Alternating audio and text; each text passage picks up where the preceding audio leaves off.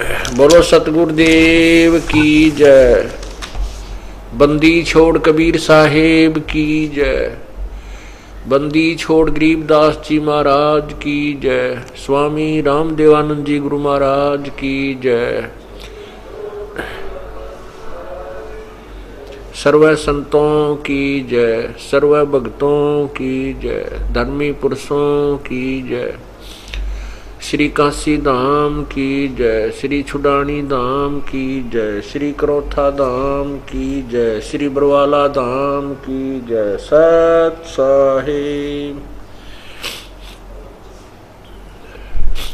गरीब नमो नमो सतपुरुष को नमस्कार। गुरु की नहीं सुर नर मुनि जन साधुआ संतों सर्वसदी नहीं। सतगुरु साहेब संत सब है दंडोतम प्रणाम। आगे पीछे मध्य हुए तिनको जा कुर्बान। नर आकार निर्विषम काल जाल भंजनाम। निर्लेपम निज नीर गुणाम अकल अनुबेशोन धुनाम। सोहम सुरति समाप्तम सकल समाना नीरतलय। उज्ज्वल हिरंबर हरदमम बेपरवा अथा है। वार पार नहीं मध्य तुम गरीब जो सुमर सिद्ध होई। गणनायक गलता ना करो अनुग्रह सोई। पारस पद परवाना आदि गणेश मनाऊं। गणनायक देवन देवा चरण कमल डोलाऊं। आदि अंत करु सेवा परम शक्ति संगीतम। हृदय सिद्धि दाता सोई अवगत गुण अतीतम। सत्य पुरुष निर्मोही जगदम्बा जगदीशम। मंगल रूप मुरारी तन मन अर्पों शीसम। भक्ति मुक्ति भंडारी स्वर नर मुनि जन ध्यावे। ब्रह्मा विष्णु महेशा शेष शेष मुख गावे। पूजय आद्य गणेशा इंद्र कुबेर सरीखा। वरुण धर्म राय ध्यावे समर्थ जीवन जी का। मन इच्छा फल पावे 33 कोटि अदारा। ध्यावे शेष 88 उतरे भव जल पारा। कट है यम की फांसी 33 कोटि अदारा। ध्यावे शेष 88 उतरे भव जल पारा। कट है यम की फांसी। सत साहिब कर जोरूं विनती करूं। धरूं चरण पर शीस। गुरु राम देवानंद जी महाराज ने दियो नाम बख्शीश। कोटि कोटि सिजदा करूं कोटि कोटि प्रणाम। चरण कमल में राखियो मैं बंदी जाम गुलाम। अब गुण की तो बहुत किए करत न मनी आरे। भावे बंदा बख्श दियो भावे गर्दन उतार। अब गुण मेरे बाप जी बख्शो गरीब नवाज। जो मैं पूत कपूत हूँ बोहर पिता को लाज। मैं अपराधी जन्म का नक्शक बड़े विकार। तुम दाता दुख भंजना मेरी करो संभाल। जय इब कै सतगुरु मिले सब दुख आखूं रो। चरणों ऊपर शीस रखूं कहूं जो कहनी हो। गुरु जी तुम ना भूलियो चाहे लाख लोग मिल जाएं। हमसे तुमको बहुत हैं, तुमसे हमको नहीं। तुमरे विसारे क्या बन, मैं किसकी शरण में जाऊं। शिव विरंच मुनि नारदा, तिनके हृदय न समाऊं।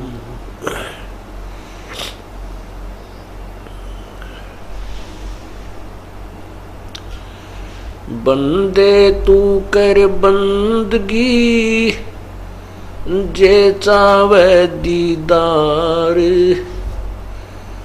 अवसर मानुष जन्म का भाई, मिले न बारंबार।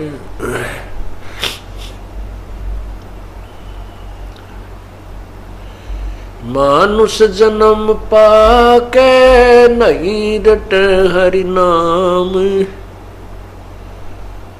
जैसे कुआ जल बिना फिरे, बनवाया किस काम।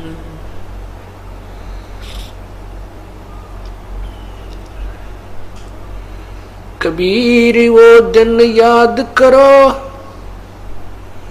ऊपर पग नीचे शीश। अब मृत मंडल में आके तू भूल गया जगदीश। तू ही तुतकार थी, और जपता अजपा जापे। बाहर आके भरम गया, तूने बहुत किए अब पाप। परमपिता परमात्मा, सारी सृष्टि के रचनहार कुल मालिक, कबीर देव, कबीर प्रभु, कबीर परमेश्वर,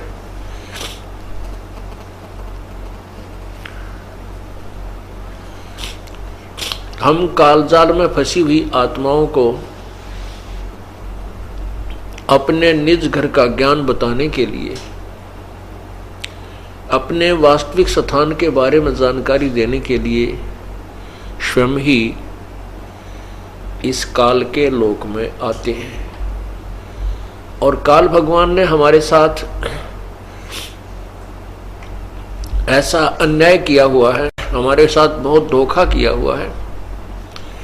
इस काल भगवान ने अर्थात ब्रह्म ने, जो ब्रह्मा विष्णु महेश के पूज्य पिताजी हैं, इस काल भगवान ने, इस काल रूपी ब्रह्म ने, सदा शिव ने हमारे साथ ऐसा धोखा किया हुआ है कि पूर्ण परमात्मा की जानकारी हमें नहीं दी। केवल अपने तक, ब्रह्म तक की साधना का ज्ञान वेदों और गीता जी में वर्णित है। इसलिए हम अपने परमात्मा को प्राप्त नहीं कर सके, पूर्ण ब्रह्म को प्राप्त नहीं कर सके। और जो ऋषि महर्षि देवगण जिन्होंने वेदों को पढ़ा, वेद ज्ञान को समझा, और उसमें उन्होंने देखा कि वेदों में वर्णन है कि केवल एक पूर्ण परमात्मा की साधना से पूर्ण मोक्ष होता है, जीव का जन्म मृत्यु सदा के लिए समाप्त हो जाता है, उसी की पूजा करनी चाहिए। ये तो वेदों में लिखा है, लेकिन वेदों में जो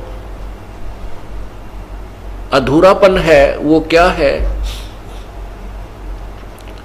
कि पूर्ण परमात्मा की यथार्थ जानकारी, यथार्थ ज्ञान और यथार्थ भक्ति विधि के विषय में लिखा है कि किसी तत्वदर्शी संतों से पूछो, अर्थात वेदों में वो वर्णन नहीं है। ऐसे ही पवित्र गीता जी में गीता ज्ञान दाता जो काल रूपी ब्रह्म है, ब्रह्मा विष्णु महेश के जो पिताजी हैं, जो श्री कृष्ण में प्रवेश करके प्रेत की तरह गीता जी का ज्ञान बोल रहे थे, उन्होंने भी गीता में केवल अपने लेवल की साधना तो स्पष्ट बताई है, अपने स्वतंत्रता की साधना, और फिर उस पूर्ण परमात्मा के विषय में कहा कि पूर्ण मोक्ष और वास्तविक शांति और सदा रहने वाले स्थान सतलोक को प्राप्त करने के लिए तो उस परमेश्वर की शरण में जा।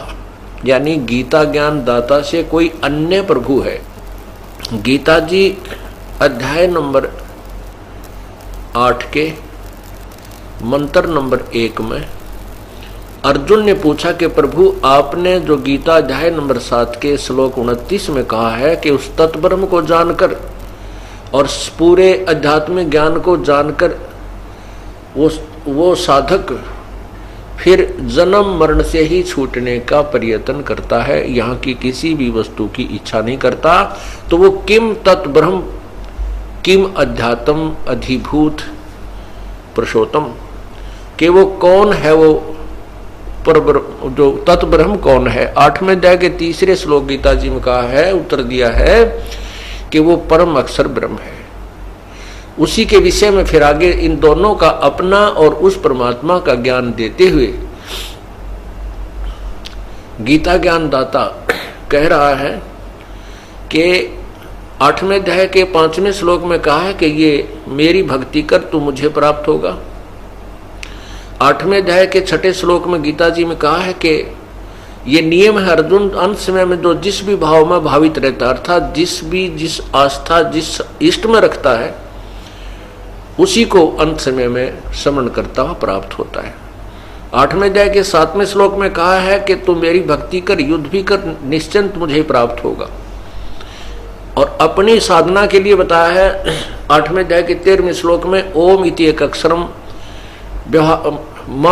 मम ब्रह्म माम अनुसमरण ये प्रयाति तजन देहम सयाति परमाम गति। मेरा तो केवल एक ओम मंत्र का नाम जाप है, अंतिम श्वास तक जो उच्चारण करके इसका सिमरण करता है वो मेरे वाली परम गति को प्राप्त होता है। फिर 8वें अध्याय के 8, 9 और 10 3 श्लोकों में स्पष्ट कर दिया कि जो साधक उस दिव्य परम पुरुष अर्थात परम अक्षर ब्रह्म की साधना करता है, अंत समय में उसी की साधना करता हुआ शरीर छोड़कर चला जाता है तो उसी के पास पहुंच जाता है, उसका फिर जन्म मृत्यु कभी नहीं होता।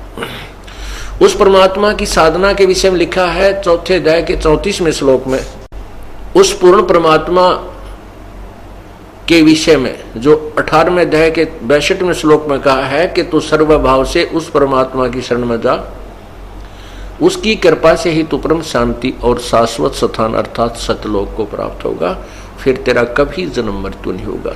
अध्याय नंबर 15 के श्लोक 4 में कहा है कि जब तत्वदर्शी संत मिल जाए उसके पश्चात उस परम पद परमेश्वर की, उस पूर्ण परम अक्षर परमात्मा की, उस पूर्ण ब्रह्म के परम पद की खोज करनी चाहिए, जहां जाने के बाद ये साधक फिर लौटकर संसार में नहीं आते, अर्थात उनकी जन्म मृत्यु कभी नहीं होती, और मैं भी उसी की शरण में हूं।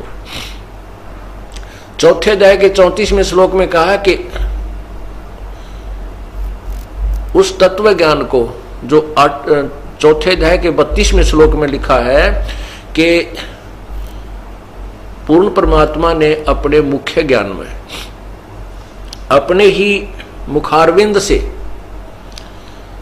नाना प्रकार के विस्तृत ज्ञान दिया है परमात्मा के पाने का। उसके विषय में 4थे अध्याय के 34वें श्लोक में कहा है कि उस तत्व ज्ञान को समझने के लिए तू तत्वदर्शियों के पास, संतों के पास जा, उनको दंडवत प्रणाम कर और कपट छोड़कर उनसे सरलता पूर्वक प्रश्न करने से वो तत्वदर्शी संत तुझे उस तत्व ज्ञान कराएंगे, वो तत्व ज्ञान समझाएंगे, फिर जैसे वो कहें ऐसे कर।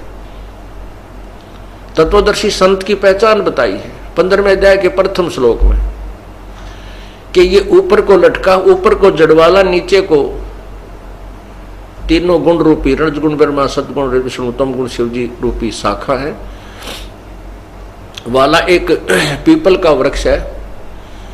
इस संसार रूपी वृक्ष को जो संत पूर्ण रूप से जानता है, सर्वांग सहित छोटे छोटे उनके टुकड़ों तक बताता है, अर्थात सर्व पार्ट्स उस संसार रूपी वृक्ष के बताता है, सर्वांग सहित बताता है। स वेदवित, वो तत्वदर्शी संत है।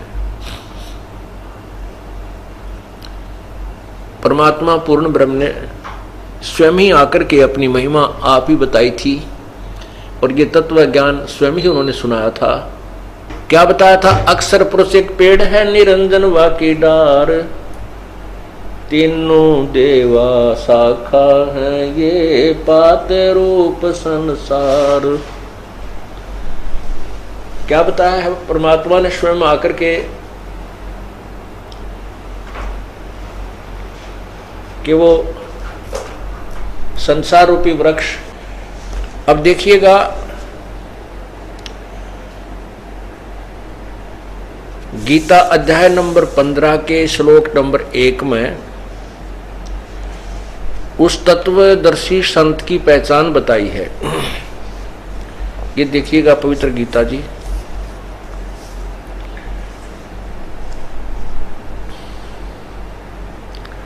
ये गीता प्रेस गोरखपुर से प्रकाशित है और इसके अध्याय नंबर 15, ये देखिएगा अध्याय नंबर 15 और श्लोक नंबर 1 में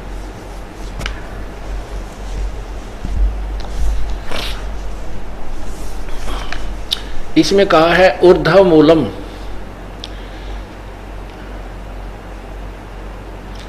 ऊर्ध्व मूलम अध शाखम अश्वत्थम प्राहु अव्यम छंदासी यस्य प्रणानी ये तम वेद स वेदवित।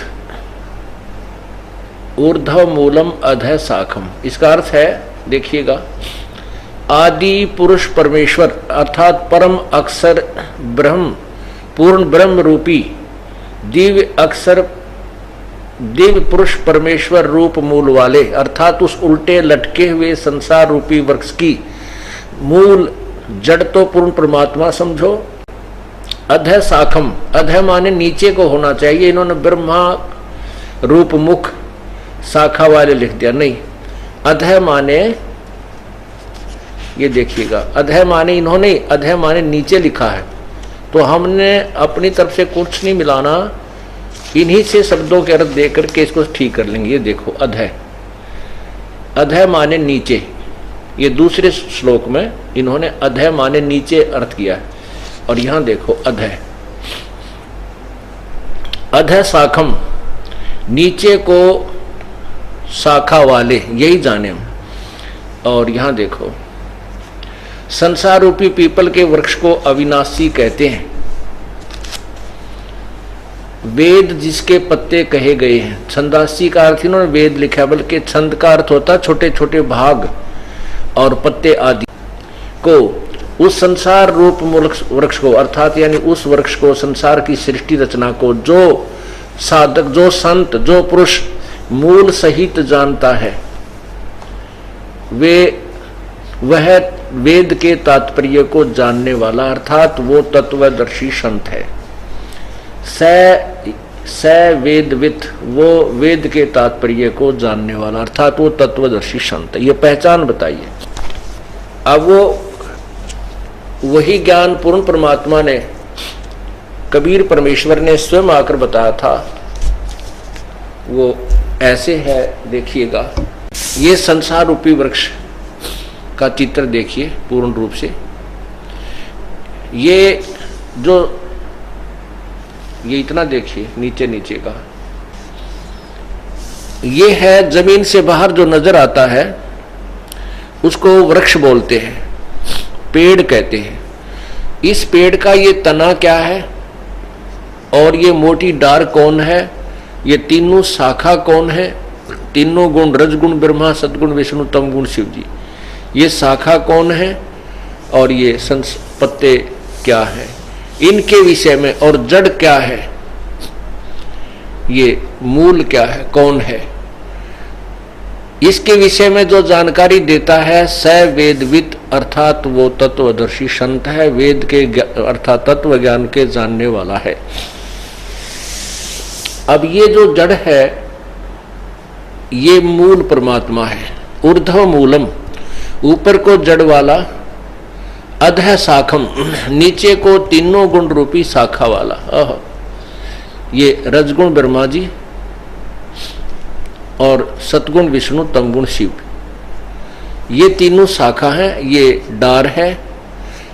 गीता में केवल ऊपर को जड़, ये जड़ बताई है, ऊपर को जड़ वाला और नीचे को तीनों गुण रूपी शाखा वाला, और कोई डिटेल नहीं दी है इसकी। तो इसके विषय में कहते हैं जो पूरे सभी भागों के, सभी छंदों के विषय में, न्यारे न्यारे भागों के विषय में और पत्तों के विषय में जो जानकारी देता है स वेदविद, वह तत्वदर्शी संत है। परमात्मा, वेदों में लिखा है कि वो परमात्मा तत्वदर्शी संत की भूमिका करने के लिए स्वयं ही प्रकट होते हैं। वो परमात्मा चारों युगों में आते हैं। कबीर जी कहते हैं, कबीर परमेश्वर जी अपने बारे में बताते हैं कि चारों युग में हम पुकारे, कूक कहा हम हेल रे, हीरे माणिक मोती बरसें और ये जग चुगता ढेल रे। हम चारों युगों में आए हैं और हमने ये सत्य ज्ञान, तत्व ज्ञान रूपी अमृत की वर्षा और हीरे मोतियों की वर्षा की है। इसको कोई नहीं उठा था, कौड़ियों को, डलों को, पत्थरों को इकट्ठे कर करके, अर्थात शास्त्र विद्युत साधना करके अपना जीवन नष्ट कर रहे हैं। चारों युग में हम पुकारे और कूक कहा हम हेल रे, अर्थात आवाज लगा लगा कर, जोर जोर से चिल्ला चिल्ला कर हमने आवाज लगाई कि हम जो ज्ञान दे रहे हैं ये सत्य है। और इस अमृत ज्ञान, तत्व ज्ञान रूपी हीरे मोती लालों की वर्षा हम करते हैं। हीरे मोती माणिक वर्षें, ये जग चुगता ढेल रे, ढेल माने डले, पत्थर, कौडी। शास्त्र विरुद्ध साधना और तत्व ज्ञान के अतिरिक्त जो ज्ञान है वो कौड़ी है, वो कौड़ी है, वो डले हैं, मिट्टी है, यूजलेस है, लाभदायक नहीं है। और तत्व ज्ञान रूपी जो यथार्थ ज्ञान है वो समझो हीरे और मोती है। इस तत्व ज्ञान को कोई सुनने को तैयार नहीं, समझता नहीं। परमात्मा कहते हमने चारों युगों में आवाज लगाई है। और वही परमात्मा चौथे युग में भी आए, जब 600 आज से लगभग 600 वर्ष पूर्व काशी में एक जुलाहा की भूमिका की और साथ में तत्व ज्ञान का भी प्रचार किया। उन्होंने उस समय इस वाणी को बताया था, ये अमृत ज्ञान में लिखा था कि अक्षर पुरुष एक पेड़ है, निरंजन वाकी डार, तीनों देवा शाखा हैं, भाई पात रूप संसार। अब देखिएगा परमात्मा कबीर जी द्वारा बताया गया ये तत्व ज्ञान, ये हम केवल जो जमीन से बाहर दिखाई देता है उसको पेड़ बोलते हैं। ये तना जो है ये अक्षर पुरुष एक पेड़ है, अक्षर पुरुष अर्थात परब्रह्म भी कहते हैं इसे। और उस पेड़ के एक मोटी डार निकलती है, वो ब्रह्म अर्थात क्षर पुरुष ज्योति निरंजन, इसको काल भी कहते हैं, जो ब्रह्मा विष्णु महेश का पिता है। और इस डार के फिर आगे 3 शाखाएं, संसार रूपी वृक्ष के 3 शाखाएं हैं, रजगुण ब्रह्मा जी, सतगुण विष्णु जी और तमगुण शिव जी। तीनों गुण रूपी शाखा, रजगुण ब्रह्मा, सतगुण विष्णु, तमगुण शिव जी। और ये पात रूप संसार, ये पात, ये हम आगे जो पात रूप संसार यहां पर है। अब इस वृक्ष की मूल जड़ कौन है ये देखना है।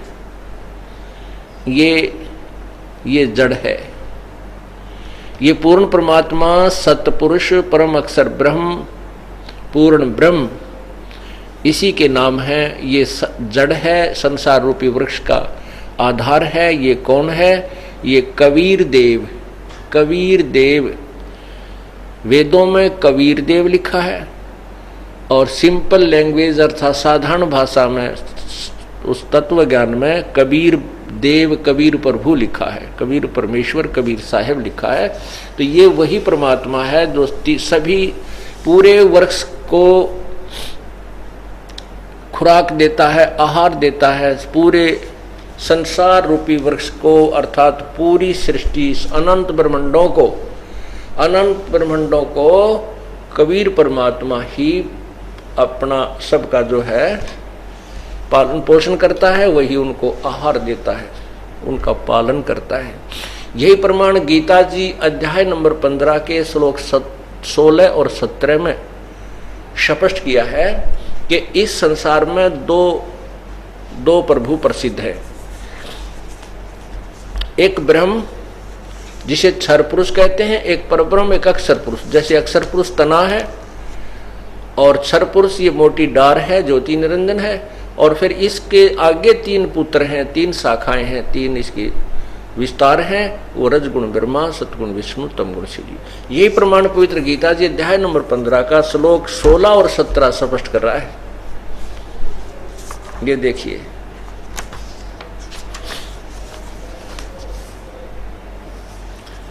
ये पवित्र गीता जी अध्याय नंबर 15 और श्लोक देखिएगा नीचे 16। इसकी संस्कृत देखें पहले।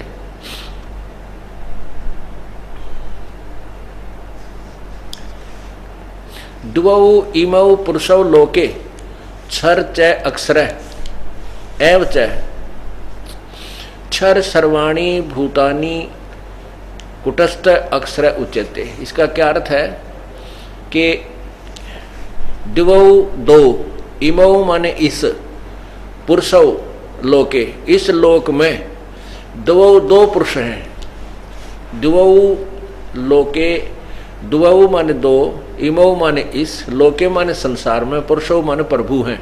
2 भगवान हैं जो वेल नोन। क्षर ये क्षर पुरुष ब्रह्म और अक्षर पुरुष पर ब्रह्म, तना ये मोटी डार। इसी प्रकार क्षर, ये क्षर जो है सभी प्राणियों के स्थूल शरीर नाशवान है और जीवात्मा अविनाशी है। ये देखो, इनके द्वारा अनुवाद पढ़िए। ये इस संसार में नाशवान और अविनाशी भी ये 2 प्रकार के पुरुष हैं, 2 प्रकार के प्रभु हैं। पुरुष माने प्रभु हैं। और संपूर्ण प्राणियों के शरीर नाशवान और जीवात्मा अविनाशी है। 2 प्रभु लिख दिए, 2 भगवान हैं, ये क्षर और अक्षर, क्षर पुरुष और अक्षर पुरुष। और यहां देखिएगा, अब 17वें में क्लियर किया कि उत्तम पुरुष है तू अन्य। उत्तम पुरुष यानी श्रेष्ठ प्रभु वास्तव में जो सच्चा भगवान है वो तो ऊपर वर्णित दोनों से कोई और है, और परमात्मा इति उदाहरते उसको भगवान कहा जाता है। और यह जो लोकत्रयम् तीनों लोकों में प्रवेश कर अविश्य विभर्ति अवय, तीनों लोकों में अविश्य माने प्रवेश करके विभर्ति पालन पोषण करता है, वो अवय ईश्वर है, वो अविनाशी प्रभु है। इस पवित्र गीता जी को लिखे और उच्चारण किए 5500 वर्ष हो गए हैं, और इस तत्व ज्ञान को कोई भी बताने वाला आज तक परमात्मा कबीर जी के बाद इस दास को उसी परमात्मा कबीर परमेश्वर ने ये खजाना दिया है अमृत ज्ञान का। इस दास को ये बुद्धि दी है कि इन सदग्रंथों को समझ सका। नहीं तो काल भगवान कहता है गीता में कि अर्जुन बुद्धिमानों की बुद्धि और बलवानों का बल मेरे हाथ में है, जब चाहे खोल दूं, जब चाहे बंद कर दूं। जैसे जब अर्जुन से युद्ध करवाना था, जब तो उसको इतनी शक्ति दे दी कि एक तीर मारा था और 100 आदमियों को मार डालता था, और जब काल का काम पूरा हो गया वह वापस छीन लिया बल अर्जुन से। और जब श्री कृष्ण जी के भी पैर में तीर लगा, वो अपने स्वर्ग धाम को चले गए मृत्यु को प्राप्त होकर। अर्जुन भगवान श्री कृष्ण जी की रानियों को 16,008 स्त्रियां थी और गोपियां थी, उनको लेकर आ रहा था। रास्ते में भीलों ने उसको पीटा और उसके हाथ में से धनुष, वही गांडीव धनुष जो कि एक तीर मार रहा था महाभारत के युद्ध में और सैकड़ों को मार डालता था, वो ही गांडीव धनुष उसे उठा नहीं, कांपने लग गया, हाथ से चला नहीं। तो बलवानों का बल, गीता ज्ञानदाता कहता है कि मेरे हाथ में है, जो मेरे अंतर्गत है, और बुद्धिमानों की बुद्धि, जब चाहे इनको बुद्धि को ऑन कर दूं, जब चाहे इनको बंद रखूं। तो गीता जी अभी तक काल ने सबकी, विद्वानों की, देवताओं की, ऋषियों की बुद्धि को ऑफ कर रखा था, इनका स्विच ऑफ कर दिया। और ये तो कबीर परमात्मा की शक्ति से ये ऑन हुआ, इस दास के ऊपर मेहर हुई, तो ये तत्व ज्ञान उसी परमेश्वर कबीर जी द्वारा वर्णित आज उजागर हो रहा है, जिसको रिजेक्ट करके नकली संतों, ऋषियों, महर्षियों ने और एक रद्दी के टोकरे में डाल रखा था, लाल को कौड़ी बना रखा था। आज ये लाल को आपके समक्ष पेश किया जा रहा है। अब इसमें क्या बताया है कि गीता जी अध्याय नंबर 15 के श्लोक अब 17 में स्पष्ट हो गया वही बात कि ऊपर को मूल जो जड़ रूपी परमात्मा है वही पूरे संसार रूपी वृक्ष को आहार देता है, सबका पालन पोषण करता है। जैसे अभी आपने गीता जी अध्याय नंबर 15 का श्लोक 16 सुना, क्षर पुरुष और अक्षर पुरुष, इसको थोड़ा डिफाइन करते हैं, इसको परिभाषित करते हैं विस्तृत ढंग से कैसे है, क्योंकि अक्षर का अर्थ अविनाशी होता है। तो यहाँ असमंजस में पड़ जाते हैं कि जैसे गीता जी अध्याय नंबर 15 के 17 श्लोक में कहा कि वो अव्यय ईश्वर है, अव्यय ईश्वर का अर्थ भी अविनाशी भगवान, अविनाशी प्रभु ईश्वर, ईश माने स्वामी भगवान, और भगवानों में भी श्रेष्ठ भगवान ईश्वर। तो अव्यय ईश्वर का अर्थ है वो परमेश्वर ही अविनाशी है, वास्तव में वो अविनाशी है जो इन दोनों से भी भिन्न है। फिर इसको अक्षर किस लिए लिखा, परब्रह्म को भी अक्षर पुरुष लिखा है 15वें अध्याय के 16वें श्लोक में कि क्षर अविनाशी और अक्षर नाशवान। तो इसको अविनाशी और कितना अविनाशी है ये क्षर पुरुष, ये थोड़ा सा परिभाषित करते हैं, इसको डिफाइन करते हैं। जैसे एक चीनी का कप होता है, चाय पीते हैं, या चीनी की पत्थर की यानी मिट्टी की जो सफ़ेद सफ़ेद प्लेट होती है जिसमें चाय का सफ़ेद सा प्याला रखकर चाय पी जाती है, ये मटेरियल से बना हुआ समझो शरीर है, ये क्षर है, नाशवान है, जमीन पर गिरते ही ये टुकड़े टुकड़े हो जाता है।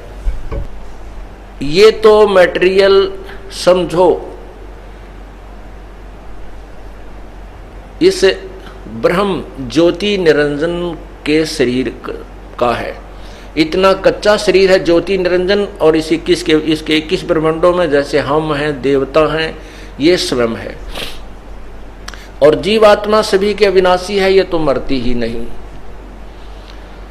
और परब्रह्म को, अक्षर पुरुष को भी अविनाशी क्यों कहा, अक्षर पुरुष यानी अविनाशी है, अक्षर का अर्थ अविनाशी होता है। तो यहाँ बताया है कि ये समझो कि जैसे स्टील इस्पात का बना हुआ कप होता है, चाय पीने का प्याला, तो वो उस चीनी अर्थात सफ़ेद मिट्टी से बने हुए प्याले की तुलना में बहुत स्थायी है, लेकिन वास्तव में अविनाशी नहीं है, क्योंकि स्टील इस्पात को भी जंग लगेगा, नष्ट हो जाएगी, समय भले ही ज़्यादा लग जाए। इसलिए इसको अक्षर लिखा है, स्थाई लिखा है, क्योंकि स्टील भी काफ़ी स्थाई है, लेकिन वास्तव में स्थाई नहीं है, ये भी डिस्ट्रॉय होती है, नष्ट होती है। समय उस मिट्टी से बने हुए मटेरियल से बने हुए वस्तु से ज़्यादा इसका स्थायित्व है। इन दोनों से अन्य जो प्रभु है वो वास्तव में विनाशी है। जैसे एक सोने का बना हुआ कप हो तो वो कभी खत्म समाप्त नहीं होता, ना जंग लगता है सोने को, ना वो किसी प्रकार से भी समाप्त नहीं होता। इसी प्रकार पूर्ण परमात्मा कबीर परमेश्वर की उस अनंत कोट ब्रह्मांड के स्वामी की तुलना की है गीता जी अध्याय नंबर 15 के 16 और 17 में। निर्णायक ज्ञान दिया है, तीनों को तुलनात्मक तरीके से बताया गया है।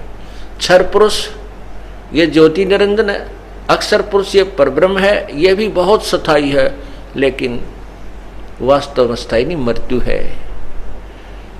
और कैसे? और यही तीन सती थी।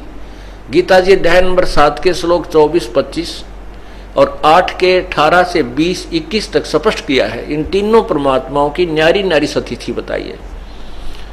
अव्यक्त उसे कहते हैं जो दिखाई ना दे पर साक्षात वहां पर विद्यमान हो, जो हमारी दृष्टि से, हमारी पहुंच से, हमारे साधनों से परे है, जिसको हम नहीं देख सकते, वो चीज अव्यक्त कहलाती है, वो वस्तु अव्यक्त कहलाती है। और उस अव्यक्त को ना देख करके उस वास्तविक यथार्थ स्थान पर बैठे हुए उस परमात्मा को, विद्वान परमात्माओं को ना देख करके ऋषियों ने, देवताओं ने, जिन्होंने तत्व ज्ञान नहीं था, उसको अव्यक्त का अर्थ निराकार कर दिया। अव्यक्त है जो सामने प्रत्यक्ष ना हो सके हमारे से। जैसे सूर्य बादलों के पीछे अव्यक्त होता है, लेकिन उसका अस्तित्व समाप्त नहीं होता, वो निराकार नहीं है। वास्तव बाहर वो बादलों के पार वो एज इट इज है, ज्यों का त्यों है, लेकिन हमें वो दिखाई नहीं दे रहा, उसके बीच में बादल है। इसी प्रकार वो परमात्मा बहुत दूर है, ये ब्रह्म और परब्रह्म भी हमारे से बहुत दूर हैं। और जिन साधनाओं से हम साधना करते उससे हमारी वो दिव्य दृष्टि नहीं बन सकती, वो दूरबीन नहीं बन सकती जो दूर सत परमात्मा को देख सके। इसलिए अब जो साधन बताए जाते हैं इस दास के द्वारा, उससे ऐसी दिव्य दृष्टि बनेगी, वो परमात्मा आप सभी देख सकोगे और सतलोक में बैठे उस पूर्ण परमात्मा को भी साकार रूप में आप देखोगे, देख सकते हो। वो दिव्य दृष्टि इस साधना से बनेगी जो दास बताएगा। अप्रसंग चल रहा है कि तीन भगवान हैं, एक ब्रह्म, परब्रह्म, पूर्ण ब्रह्म। इन्हीं को क्षर पुरुष, अक्षर पुरुष, परम अक्षर पुरुष अर्थात परम अक्षर ब्रह्म पूर्ण परमात्मा को कहते हैं। और क्षर पुरुष ब्रह्म को, अक्षर पुरुष परब्रह्म को, और परम अक्षर पुरुष अर्थात परम अक्षर ब्रह्म पूर्ण ब्रह्म सतपुरुष को कहते हैं, पूर्ण परमात्मा कबीर जी को। अब गीता जी अध्याय नंबर 7 के आप देखिए 23-24 में स्पष्ट किया है।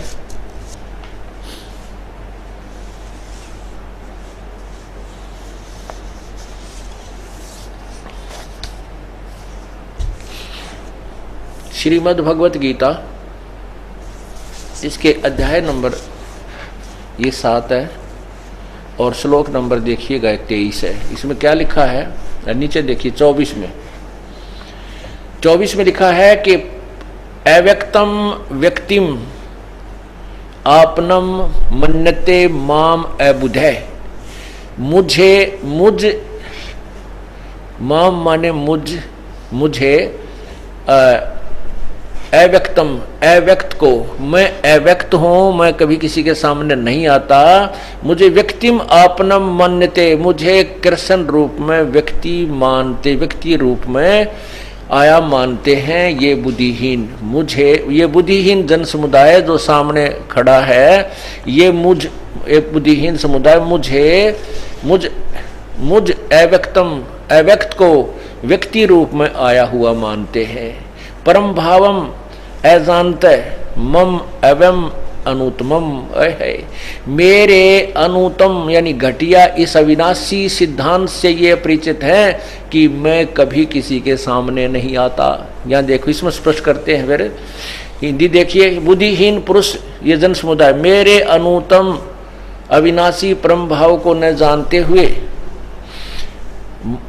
ये अव्यक्तम इसका अर्थ है मुझ इंद्रियों से परे, मन इंद्रियों से परे मुझ सच्चिदानंद घन परमात्मा को मनुष्य की भांति जन्म कर व्यक्ति भाव को प्राप्त हुआ मानते हैं। मुझे कृष्ण मान रहे हैं, मैं कृष्ण नहीं हूं। 25वां देखो, कहते न अहम प्रकाश सर्वस्य योग माया समावर्त। मैं सबके सामने नहीं आता, अपनी योग माया से छुपा रहता हूं। मैं गुप्त रहता हूं अर्थात वो साकार तो है, बादलों की तरह सूर्य जैसे पीछे चला जाता है वो साकार है, वहां विद्यमान है, व्यक्त है, लेकिन लिखा है कि न अहम प्रकाश है सर्वस्व योग माया समावर्त। मूढ़, ये मूर्ख लोग, ये मूर्ख जन, अयम मूढ़ है, ये मूर्ख जन समुदाय, न जानत लोक माम अजम अवम, मेरे इस मैं जो किस प्रकार अजर अमर हूं, मेरे न जन्म लेने वाले भाव को नहीं जानते। ये देखिएगा, ये निकेदार अनुवाद है इस 25वें श्लोक का। अपनी योग माया से छुप, योग माया समावर्त, अपनी योग माया से छुपे हुआ मैं सबके प्रत्यक्ष नहीं होता। ये इसका मतलब वो कहीं ना कहीं है। कृष्ण जी तो सामने खड़े ही थे, वो नहीं कहते ये बात मैं किसी के प्रत्यक्ष नहीं होता। इससे सिद्ध होता कि काल बोल रहा था श्री कृष्ण में, मैं सबके प्रत्यक्ष नहीं होता। वह यह अज्ञानी जन समुदाय मुझ अजम जन्म रहित, मैं श्री कृष्ण आदि ब्रह्मा विष्णु महेश की तरह दुर्गा से जन्म नहीं लेता। ये काल अविनाशी परमेश्वर को नहीं जानता, अर्थात मुझको भी नहीं जानता, अभी जानती। ये गलत लिखा है ना, जन्म लेने मरने वाला। अब ये जन्म लेता और मरता है, क्योंकि स्पष्ट कहता चौथे अध्याय के 5वें श्लोक में कहता अर्जुन तेरे और मेरे बहुत जन्म हो लिए, तू नहीं जानता। तो ये अर्थ गलत किया इन्होंने कि जन्म मरने में, जन्म मरण में नहीं आता। यहाँ अर्थ यह है कि मुझे नहीं जानते। ये देखिएगा, ये चौथे अध्याय का नीचे देखिए 5वां श्लोक, ये 5वां, यहाँ देखो। ये परंतम अर्जुन मेरे और तेरे बहुत से जन्म हो चुके हैं, उन सबको तू नहीं जानता, मैं जानता हूं। इसे सिद्ध है कि यहां जो गीता ज्ञान दाता कह रहा है, गीता ज्ञान दाता कह रहा है कि मेरे और तेरे बहुत जन्म हो लिए, तू नहीं जानता, मैं जानता हूं। और दूसरे अध्याय के 12वें श्लोक में लिखा है कि अर्जुन ये जन समुदाय जो सामने खड़ा है, ये और तू और मैं पहले भी जन्मते थे, अब भी वर्तमान में है और आगे भी रहेंगे। ये ना जान के हम अभी जन्म हुआ है और आगे ना होगा, अर्थात हम फिर नहीं जन्मे मरेंगे। भावार्थ है कि तेरे और मेरे जन्म मृत्यु सदा होती रहेगी। तो इसलिए गीता ज्ञान दाता ने, न गीता के अनुवादकर्ताओं ने अनुवाद गलत किया, ये सिद्ध करना चाहता दास पहले। अध्याय नंबर 2 का और ये 12 नंबर श्लोक देखिए इधर। न तो ऐसा है कि मैं किसी लोक काल में नहीं था, अथवा तू नहीं था, अथवा ये राजा लोग जो सेना में खड़े हैं नहीं थे, और न ऐसा ही है कि इससे आगे हम सब नहीं रहेंगे। तो अब ये दास साथ में ये भी सिद्ध करना चाहता है कि जो अनुवाद करता है ये अल्पज थे, इनको तत्व ज्ञान नहीं था, इन्होंने गलत भूमिका बना करके गलत ही ढंग से उसको पेश किया है। इन्होंने जो खुद कहता है मेरे और तेरे जन्म होते रहते हैं, मैं जन्मता मरता हूं, मैं नासवान हूं, उसको ये अविनाशी की संज्ञा दे रहे हैं। ये देखो अध्याय नंबर, गीता जी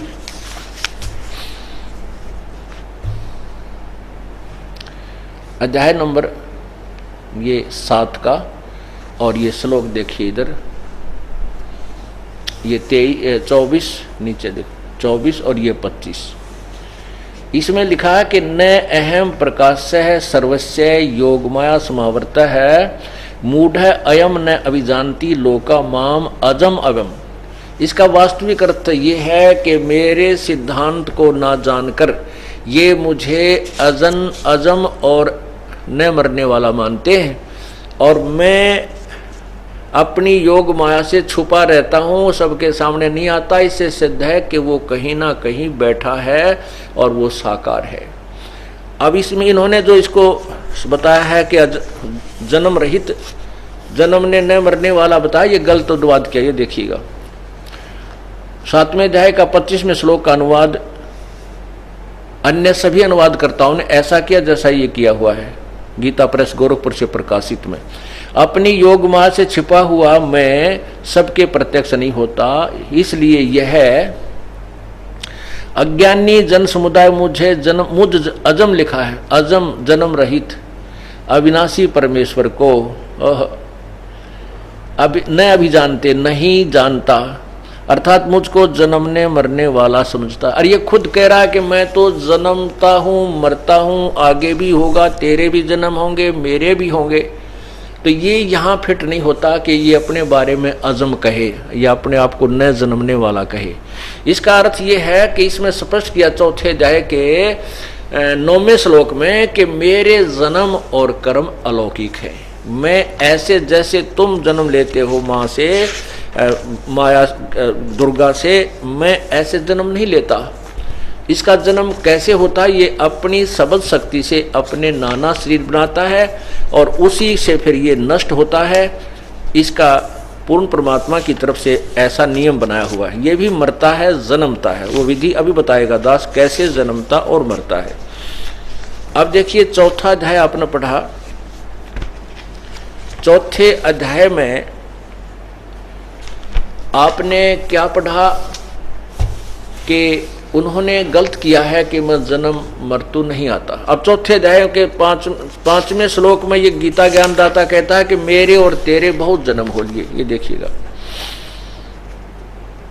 और 9वें में स्पष्ट करता है, चौथे अध्याय के ये 5वां श्लोक है, हे परंतम अर्जुन, मेरे और तेरे बहुत से जन्म हो चुके हैं, उन सबको तू नहीं जानता, मैं जानता हूं। ये देखो नीचे ये 6 नंबर है, इसलिए ये 5 है, वो इस साइड में था।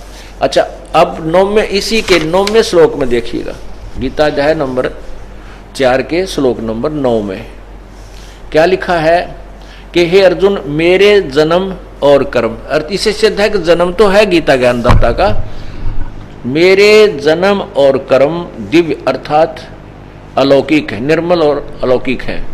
इस प्रकार जो मनुष्य तत्व से जानता है वह शरीर को त्याग कर फिर जन्मों को प्राप्त नहीं होता, मुझे ही प्राप्त होता है। अब पहले तो ये स्पष्ट किया कि ये काल जन्मता और मरता है, ये नाशवान है, और क्षर पुरुष भी नाशवान है। ये क्षर पुरुष, अक्षर पुरुष भी नाशवान है, परब्रह्म भी नाशवान है। अब ये जो प्रकरण जो आपको सुनाया है कि 3 परमात्मा है, क्षर पुरुष, अक्षर पुरुष और परम अक्षर पुरुष, यानी परम अक्षर ब्रह्म, इन तीनों को ही डिफाइन किया जा रहा है, इनको परिभाषित किया जा रहा है, इनका अलग अलग से डिफरेंशिएट तुलनात्मक तरीके से इनको बताया जा रहा है। अब क्या बताना चाहता है ये दास कि ये खुद कैसे कहता है कि मैं भी नाशवान हूं, और ब्रह्म के बारे में गीता में भी वर्णन है कि वो भी नाशवान है। वो कैसे? अब 8वें अध्याय का श्लोक नंबर 16 और 17 देखिए। अब ब्रह्म की साधना करने वाले ब्रह्मलोक जाते हैं। यहां देखना, ओम नाम की अंतिम उपलब्धि ब्रह्मलोक में जाना होता है। 8वें अध्याय का और श्लोक नंबर 16 देखो। इसमें लिखा है कि आ ब्रह्म भुवनाथ लोका पुनर्वर्तिन अर्जुन माम उपेत तू कौन्ते पुनर्जन्म न विद्यते। इसका क्या अर्थ हमने क्या देखना है? हे अर्जुन, ब्रह्मलोक पर्यंत यानी ब्रह्मलोक तक सब लोग पुनर्वर्ती में हैं, यानी सबका नाश होता है, परंतु कुंती पुत्र मुझको प्राप्त होकर पुनर्जन्म नहीं होता। इसका अर्थ कुछ और बनता है, वो फिर बाद में बताएंगे। हम सब ये दिखाना चाहते हैं कि ब्रह्मलोक तक भी नाश नष्ट होता है, वहां गए भी वापस जन्म मृत्यु में आते हैं। अब 17वें में कमाल किया है, क्या लिखा है कि सहस्र युग पर्यंतम अहयत ब्रह्मणे विदु। ब्रह्मणे शब्द लिखा यहाँ पर पूर्ण पर बड़े बड़े भगवान, इस ब्रह्म से नेक्स्ट जो भगवान है पर ब्रह्म के विषय में ब्रह्मणे शब्द लिखा है, विदु रात्रिम युग सहस्त्रानांतम सहस्र युग सहस्रांताम ते अहोरात्र विद जना। इसका क्या अर्थ है? इन्होंने इसका अर्थ गलत कर दिया।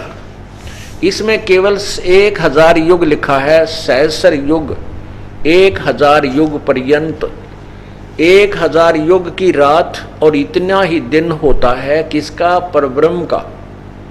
इसमें चतुर्युग नहीं लिखा, अनुवादकर्ताओं ने ज्ञान नहीं था इसलिए इसमें चतुर्युग लिख दिया, अपनी तरफ से मिला दिया। ये देखो अध्याय नंबर 8 का ये श्लोक देखिए इधर, ये 17वां श्लोक है। इन्होंने ब्राह्मण का अर्थ ब्रह्मा कर दिया और ये सहस्र ब्रह्मा का जो एक दिन है उसको सहस्र युग पर्यंतम 1000 चतुर्युग की अवधि वाला। 1000 होना चाहिए थे, 1000 चतुर्युग लिख दिया इन्होंने। ये अपनी तरफ से अज्ञानता का परिचय दिया। हाँ, ब्रह्मा का एक दिन चतुर्युग का है, लेकिन ये केवल युग लिखा है। और इतनी ही रात्रि को भी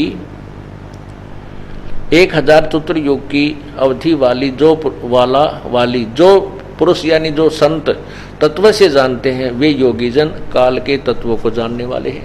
अर्थात जो इस वास्तविकता को बता देगा कि 1000 युग जो परब्रह्म का वो कैसे है और इतनी रात कैसे है, तो वो काल के यानी इस पूर्ण व्यवस्था के जानने वाला, तत्व ज्ञान के जानने वाला संत है। ये भी पहचान यहां भी बता दी। अब इस एक तो अव्यक्त आपने देखा 7वें अध्याय के 24वें श्लोक में कहता है कि मैं अव्यक्त हूं और मुझे ये व्यक्ति रूप में कृष्ण रूप में आया मानते हैं बुद्धिहीन।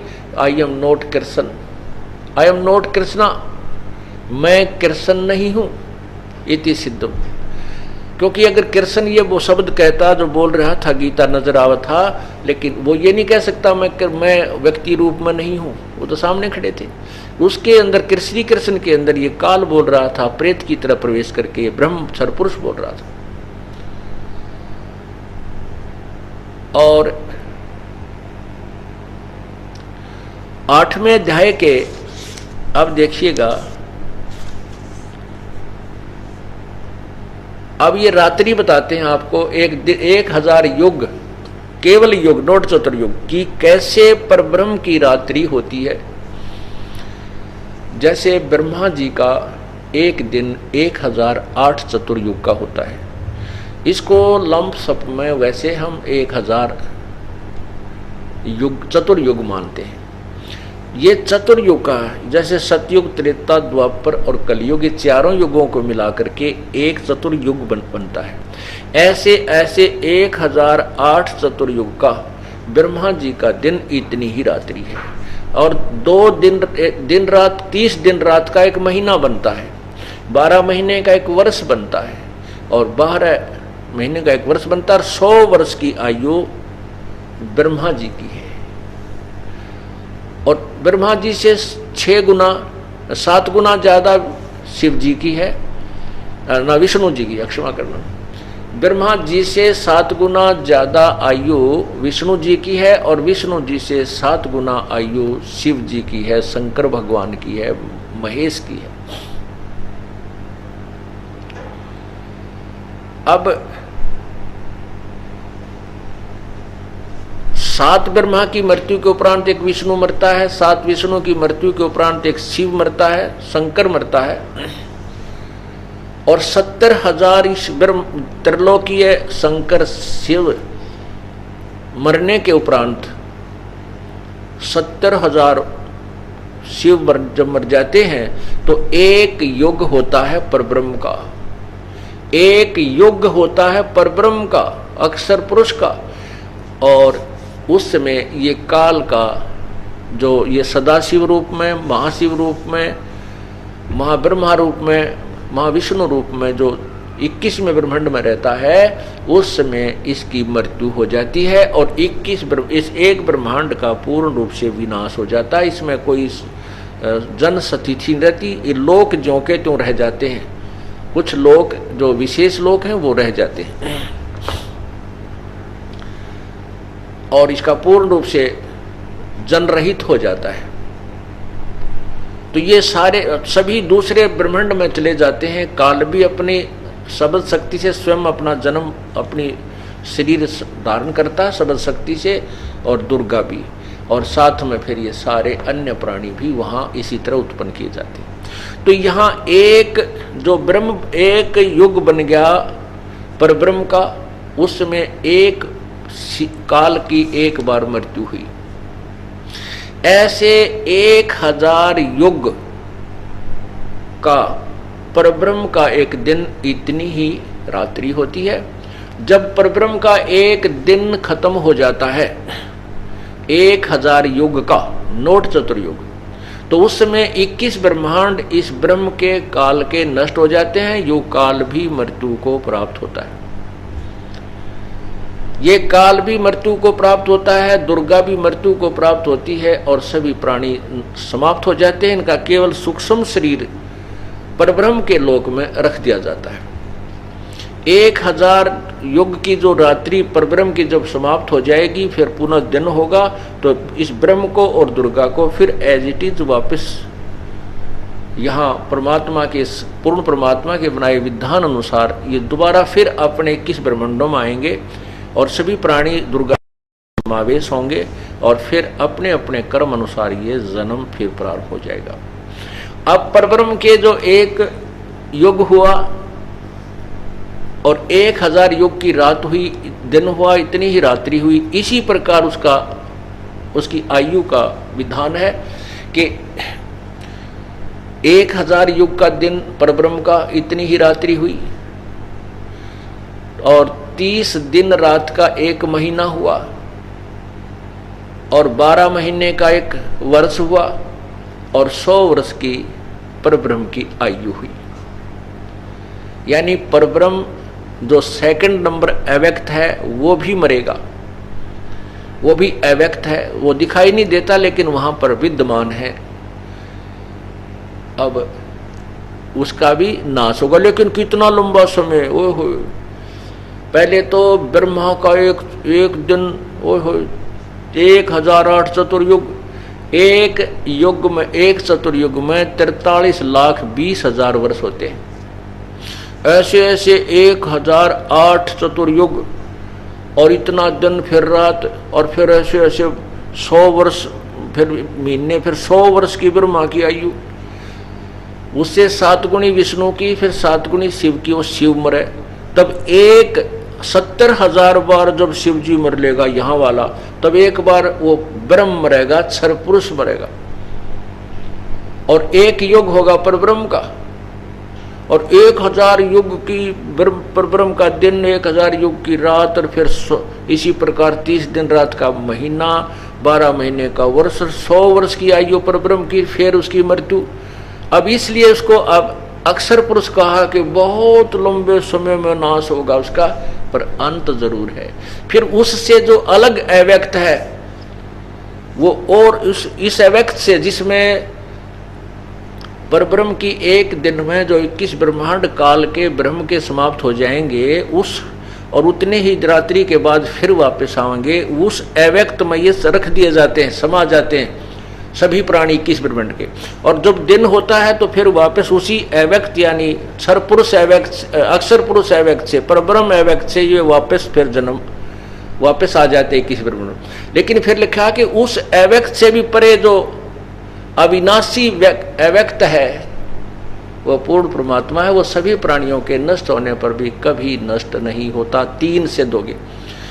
गीता जी अध्याय नंबर 15 के श्लोक 16 और 17 में 3 भगवान सिद्ध हुए, क्षर पुरुष, अक्षर पुरुष, और उनसे न्यारा जो उत्तम पुरुष, उत्तम पुरुषत्व ने। अब ये गीता जी अध्याय नंबर 7 के श्लोक 24 और 25 में, और गीता जी के अध्याय नंबर 8 के श्लोक 18 से 22 तक है स्पष्ट किया। कोई और तीनों के विषय में जानकारी भिन्न भिन्न दी गई है। ये देखिएगा, ये श्रीमद् भगवत गीता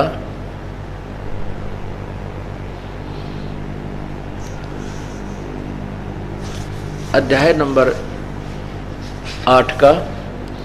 अब श्लोक नंबर आपने 17 पढ़ा, ये ब्रह्मा का लिख दिया। यहां लिखना था परब्रह्म का, जो एक दिन है उसको 1000 केवल युग की अवधि वाला, और रात्रि को भी 1000 युग ही बोलना, समझना, अवधि वाला। जो पुरुष, जो संत तत्व से जानता है वह योगी जन, अर्थात वो व्यक्ति काल के तत्व को जानने वाला है, वो तत्वदर्शी संत है। आगे देखना 18वें में कहा है कि जो संपूर्ण चराचर जगत इस ब्रह्मा के नहीं, ये परब्रह्म के दिन के प्रवेश काल में अव्यक्त से, अर्थात परब्रह्म से, ब्रह्मा नहीं, परब्रह्म के सूक्ष्म शरीर से उत्पन्न होते हैं। ये केवल अव्यक्तात् प्रभवंती, अव्यक्त प्रभवंती, प्रभव माने उत्पन्न होते हैं, अव्यक्त माने परब्रह्म रूपी अव्यक्त से उत्पन्न होते हैं। और यहां देखो, और ब्रह्म की रात्रि के प्रवेश, यहां परब्रह्म लिखना है, नोट ब्रह्म, परब्रह्म ब्रह्मा नहीं, परब्रह्म की रात्रि के प्रवेश काल में अव्यक्त नामक परब्रह्म के सूक्ष्म शरीर नहीं है, अव्यक्त संजक, अव्यक्त संजय के, जो अव्यक्त नाम से जाना जाता है, उसमें उसके उसमें लीन हो जाते हैं, यानी उस परब्रह्म के उसमें रख दिए जाते हैं। आगे देखो, हे पार्थ, वही यह भूत समुदाय उत्पन्न होकर प्रकृति के वश हुआ, रात्रि के प्रवेश काल में लीन होता है, दिन के प्रवेश काल में फिर उत्पन्न होता है। आगे देखो, इनमें स्पष्ट किया है, परंतु उस अव्यक्त से भी अति पर, इस परब्रह्म से भी अलग जो दूसरा अर्थात विलक्षण, जो सनातन अव्यक्त भाव है, अव्यक्त भाव है, अर्थात जो वह परम दिव्य पुरुष, वह पूर्ण परमात्मा तो सब प्राणियों, भूतों माने प्राणियों के नष्ट होने पर भी नष्ट नहीं होता। अब तीन परमात्मा हो गए, 3 अव्यक्त हो गए। गीता अध्याय नंबर 7 के श्लोक 24-25 में गीता ज्ञान दाता कहता है कि मुझ अव्यक्त को ये मूर्ख लोग मुझे कृष्ण व्यक्ति रूप में आया मानते हैं। मैं कृष्ण नहीं हूं, मैं व्यक्ति रूप में आया हुआ नहीं हूं, मैं छुपा रहता हूं, अपनी योग माया से गुप्त रहता हूं, मैं सबके सामने नहीं आता। इससे सिद्ध है वो साकार है और कहीं छुपा हुआ है, जैसे बादलों के पीछे सूर्य होता है। एक अव्यक्त यानी ये क्षर पुरुष एक भगवान हुआ।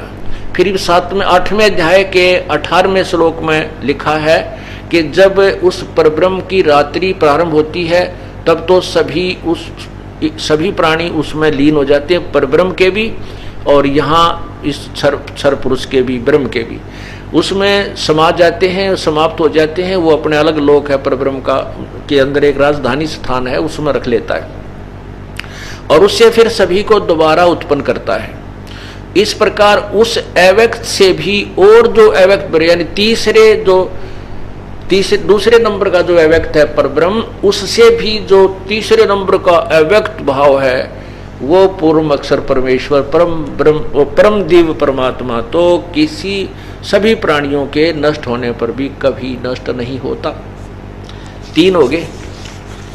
और इसी प्रकार गीता जी अध्याय नंबर 15 के श्लोक नंबर 16 और 17 को समझना है कि इस संसार में 2 भगवान हैं, एक क्षर पुरुष एक अक्षर पुरुष।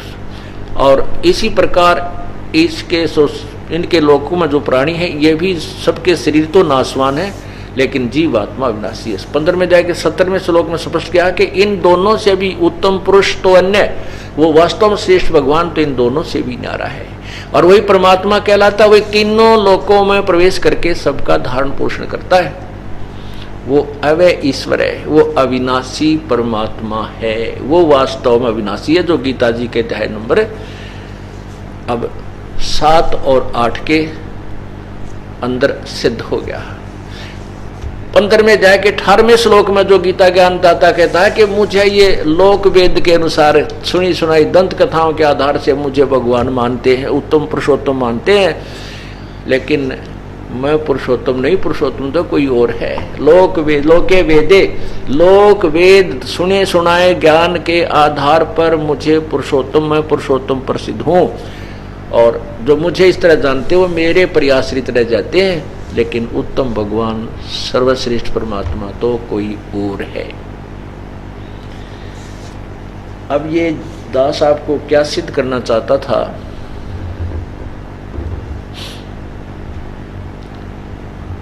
कि काल भगवान ने सबसे बड़ा धोखा, सबसे बड़ा हमारे साथ अन्याय जो किया है वो ये किया है कि इसने वेदों और गीता में उस परमात्मा का संकेत तो कर दिया उस प्रभु के डर से, लेकिन उसके पाने की विधि नहीं बताई। ये समझिए दूसरे शब्दों में कि ये जो वेदों और गीता की जो पढ़ाई है मैट्रिक तक है, ये 10वीं तक है। आगे हमने बीए, एमए, पीएचडी और कोई करना है तो वो अलग सिलेबस है, वो तत्व ज्ञान है। उस तत्व ज्ञान में नीचे का भी ज्ञान होता है कुछ और ऊपर का भी होता है। जैसे बीए के सब्जेक्टों में नीचे के भी सारे सब्जेक्टों का कुछ आंशिक आधार दिया जाता है और ऊपर के अपने जो लेवल के सत्र के जो ज्ञान को भी विस्तृत बताया जाता है। ऐसे ही परमात्मा द्वारा अपने तत्व ज्ञान में इन वेदों और गीता का भी ज्ञान दिया है और इससे आगे का भी ज्ञान दिया है। अब इसने यही किया है कि जैसे 8वें अध्याय के 13वें श्लोक में बता दिया कि मेरा तो एक ओम अक्षर है, ओम इति एक अक्षरम ब्रह्म व्यवहारन माम अनुसमरण यह पर्याति तजंदेहम सयाति परमाम गतिम। मेरा एक ओम नाम है और इसको जो अंतिम श्वास मुझ ब्रह्म का एक ओम नाम है, बस एक अक्षर का ओम। अब ओम कैसे लिखा जाता है? ओ ए और उसको ऊपर की मात्रा ऊपर बिंदी लगती है, ये एक अक्षर कहलाता। अब गीता जी में देखिए आप कि मेरा केवल ये ओम अक्षर है, ओम। ये 8वें अध्याय का 13वें श्लोक में स्पष्ट किया है। ये 8वें अध्याय का 8 और नीचे देखना, इधर 13वां श्लोक यहां है। देखो ये है ओम, ये 13वां श्लोक का ये संधि छेद किया इन्होंने, ये ओम शब्द है। इसको ओ के ऊपर यहाँ बिंदी लगा के छोड़ दें तो भी एक ही शब्द बनता है, यही ओम।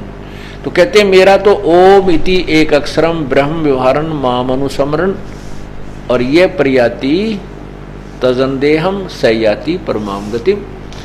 जो मेरे इस ओम एक अक्षर का जाप जो करता है वो मेरे वाले परम गति को प्राप्त, अपने वाली परम गति को इसने 7वें अध्याय के 18वें श्लोक में स्पष्ट किया है कि वो तो अनुत्तम है, अश्रेष्ठ है।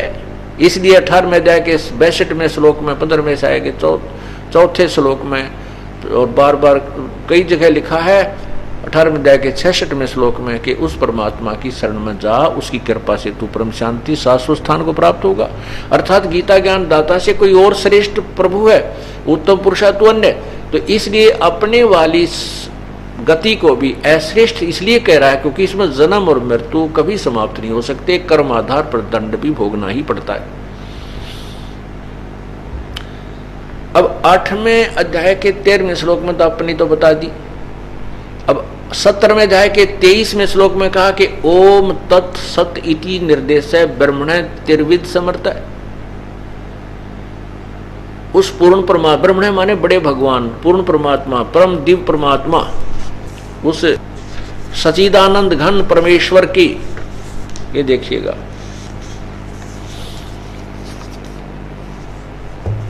श्रीमद् भगवत गीता अध्याय नंबर 17 और यहां देखिएगा इधर 23 नंबर श्लोक में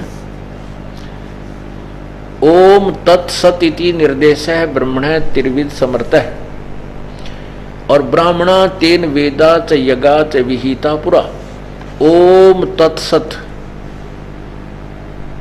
ओम तत्सत यह ऐसे यह 3 प्रकार का सचिदानंद घन ब्रह्म, ब्रह्मण माने सचिदानंद घन ब्रह्म का नाम कहा है। इससे सृष्टि के आदि में ब्राह्मण और वेद तथा यज्ञ आदि रचे गए।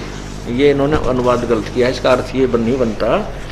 इसका अर्थ ये बनता है कि सृष्टि के प्रारंभ में विद्वान पुरुष तत्वदर्शी संत जो ज्ञान बताता था उसके आधार पर ही साधना की जाती थी। इसमें लिखा कि ओम तत्सत, यह ऐसा 3 प्रकार का उस सच्चिदानंद घन परमात्मा का नाम निर्देश का अर्थ ने नाम लिख दिया नहीं। इसका अर्थ ये बनता है कि ओम तत्सत इति निर्देश है ब्रह्म त्रिविध समर्थ है। उस पूर्ण परमात्मा की भक्ति के लिए ओम तत्सत का ही निर्देश है, आदेश है और नथिंग एल्स। ओम ब्रह्म का है और तत् ये सत्य ये सांकेतिक है। तत् ये सांकेतिक शब्द पर ब्रह्म का जाप है और सत्य उस पूर्ण ब्रह्म का जाप है। ये दोनों सांकेतिक शब्द ये दास बताएगा। ये तीनों अक्षर मन मिलकर फिर लास्ट में एक ही मंत्र बन जाता है ओम तत्सत। ये एक ही जाप बन जाएगा। अब देखिएगा फिर ये अक्षर पुरुष एक पेड़ है निरंजन वाकी डार, तीनों देवा शाखा है ये पात रूप संसारे। अक्षर पुरुष ये जमीन से बाहर जो नजर आता है, ये गीता जी का अध्याय 1 से 4 तथा 16 और 17 का आशय, अर्थात उसी के आधार पर इसको समझिए। अक्षर पुरुष एक पेड़ है निरंजन वाकी डार और तीनों देवा शाखा है पात रूप संसार। ये कबीर परमेश्वर के तत्व ज्ञान में प्रभु ने अपने मुख्य ज्ञान में अपने मुखारविंद से बोला है, जो सच्चाई है और आज से 600 वर्ष पहले बोला था। आज नहीं, और वही गीता और वेदों ने प्रमाणित कर दिया। अक्षर पुरुष एक पेड़ है, ये तना जो है अक्षर पुरुष है यानी परब्रह्म है, और ये क्षर पुरुष ये डार है ज्योति निरंजन ब्रह्म है। और तीनों देवा शाखा हैं ये पात रूप संसार। ये तीनों देवा रजगुण ब्रह्मा जी, सतगुण विष्णु जी, तमगुण शिव जी, ये शाखा है इस ब्रह्म के पुत्र हैं ब्रह्मा विष्णु महेश। और ये पात रूप में आगे ये जीव लटक रहे हैं। अब इस काल भगवान ने जो हमारे साथ अत्याचार किया है वो यही किया है कि यथार्थ साधना से हमें अपरिचित कर दिया। अब परमात्मा ने आकर के हमें बताया है। कई भक्तजन ये चिंतित हो जाते हैं कि हम ब्रह्मा विष्णु महेश की पूजा करते आ रहे हैं, अब इनसे दूर कैसे हो सकते हैं, हमारा दिल नहीं हटता, ज्ञान भी यथार्थ मिल गया है, अब कैसे इनसे दूर हों। दूर नहीं होना कुछ नहीं, इनको छोड़ना नहीं है, इनसे हमें लाभ लेना है, पर यथार्थ साधना से। कैसे? जैसे एक आम का पेड़, हाँ इसमें एक प्रश्न रह गया वो कि ये अक्षर पुरुष एक पेड़ है निरंजन वाकी डार तीनों देवा शाखा।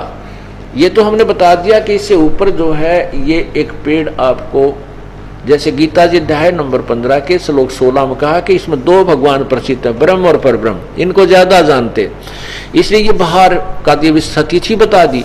ये जो मूल है जो तीनों लोगों में प्रवेश करके सबका धारण पोषण करता है, ये जड़ है, उल्टा लटका हुआ संसार रूपी वृक्ष की जो जड़ है ये पूर्ण ब्रह्म है। यहीं से आहार चलता है, तना में आता है यानी क्षर पुरुष के पास आता है, क्षर पुरुष से फिर परब्रह्म के पास आता है, ब्रह्म के पास ना, ये परब्रह्म के जड़ से परब्रह्म के पास आता है तना में, इसको अक्षर पुरुष भी कहते हैं। और तना से फिर डार मोटी में आता है, इस ब्रह्म के पास आया। ब्रह्म से फिर आगे ब्रह्मा विष्णु महेश में वो खुराक आई, आहार आया। ब्रह्मा विष्णु महेश से आगे हमें मिलेगा, ये देखो हम तो यहाँ बैठे हैं, हमें तो ब्रह्मा विष्णु महेश से ही मिलेगा। अब मिलेगा कैसे? ये तो सिद्ध हुआ कि पूर्ण परमात्मा ही परब्रह्म अर्थात अक्षर पुरुष, ब्रह्म अर्थात क्षर पुरुष और तीनों ब्रह्मा विष्णु महेश तथा हम सभी के पालन करता है, उनसे ही इनकी सबकी परवरिश होती है। लेकिन हमें जो आहार मिलता है, हमें जो वर्क डन किए हुए कर्म का फल मिलता है वो ब्रह्मा विष्णु महेश से मिलता है। लेकिन वो मिलता कब है? क्योंकि हम जो पूजा करेंगे वो तो पूर्ण परमात्मा की करनी होगी। उस पूर्ण परमात्मा की पूजा से हमें जो कर्म फल बनेगा वो डार में आएगा, तना में आएगा, तना से डार में, डार से फिर शाखाओं में, शाखा के बाद हमें मिलेगा। इसलिए हम जो साधना कर रहे हैं वो गलत कर रहे हैं। हम पूजा करनी थी पूर्ण परमात्मा की, मूल की, जड़ की। हम टहनियों की पूजा करने लगे, अज्ञानी संतों ऋषियों महर्षियों द्वारा गलत साधना बताते। अब हमने क्या किया ये देखिएगा, हमने पौधा बीजना था, ऐसे आम का पेड़ लाए और कैसे बीजेंगे देखिएगा। ये जड़ एक गमले में या मिट्टी में आम के पौधे की डाली, दबाई और उस मिट्टी में लगाया, उसमें जड़ की सिंचाई की, पूजा की, जड़ से खुराक चली, इस तना में गई, सरपुरुष परब्रह्म में जड़ से खुराक चली, क्योंकि इसकी पूजा करनी पड़ी, जड़ की इसकी सिंचाई करनी पड़ी। जड़ की सिंचाई करने से खुराक चली तना में, मूल से, और तना से फिर डार सरपुरुष में, ब्रह्म सरपुरुष में आई, और फिर ये ब्रह्मा विष्णु महेश में आई, फिर हमारे को मिली। अब हम ये है शास्त्र विधि अनुसार साधना, और हम क्या कर रहे हैं, हम ऐसे कर रहे हैं अनजानपने में, शास्त्र विरुद्ध, शास्त्र विधि को त्याग कर मनमानी पूजा, जो गीता अध्याय नंबर 16 के 23 में स्पष्ट किया है, मंत्र 23 में स्पष्ट किया है कि शास्त्र विधि को त्याग कर जो मनमानी पूजा करते हैं उनको ना मोक्ष होता है, ना उनके कार्य सिद्ध होते हैं, ना सिद्धि प्राप्त होती है, ना कोई गति होती है, उनको मोक्ष भी नहीं होता। अब शास्त्र विधि त्याग कर मनमानी पूजा व्यर्थ है। जैसे अब वही आम का पौधा ऐसे बीज दिया, अब हम ब्रह्मा विष्णु महेश को अर्थात टहनियों को तो गमले में डालकर सिंचाई कर रहे हैं, उसकी पूजा करें, और जड़ को ऊपर किया हुआ है, ये उल्टा कर दिया हमने, जिस कारण से हमारी सब भक्ति नष्ट होती हो गई, हमारा जीवन नष्ट हो गया और हमें कोई परमात्मा का लाभ नहीं मिला, क्योंकि हम पौधा गलत बीज दिया। हम भक्ति रूपी पौधे को अर्थात शास्त्र विरुद्ध साधना कर रहे हैं, भक्ति वाले पौधे को गलत शास्त्र विरुद्ध साधना करके अर्थात गलत बीज रहे हैं। अब हमने कुछ नहीं छोड़ना, हमने इसको ऐसे कर देना है, बस सीधा कर लेना है, वही मूल पूर्ण परमात्मा की पूजा करनी है। मूल परमात्मा से तना में खुराक जाएगी, यानी क्षर पुरुष में, अक्षर पुरुष में, अक्षर पर ब्रह्म, अक्षर पुरुष से क्षर पुरुष में, डार से ब्रह्मा विष्णु महेश रूपी तीनों शाखाओं में, और ये पात रूप संसार, फिर ये हमें मिलेगी। ये ब्रह्मा विष्णु महेश से हमें लाभ होगा, लेकिन ये कर्म का फल ही दे सकते हैं, ये इसमें कोई कम बत्ती नहीं कर सकते। और पूर्ण परमात्मा की साधना जैसी हम करेंगे वैसी वहां से हमारे लिए फल चलेगा, वो बदल सकता है, परिवर्तित कर सकता है पूर्ण परमात्मा। अब ये ज्ञान को काल ने, तत्व ज्ञान को छुपा दिया। परमात्मा ने ब्रह्म को, ज्योति निरंजन को, पूर्ण परमात्मा ने 5 वेद दिए थे।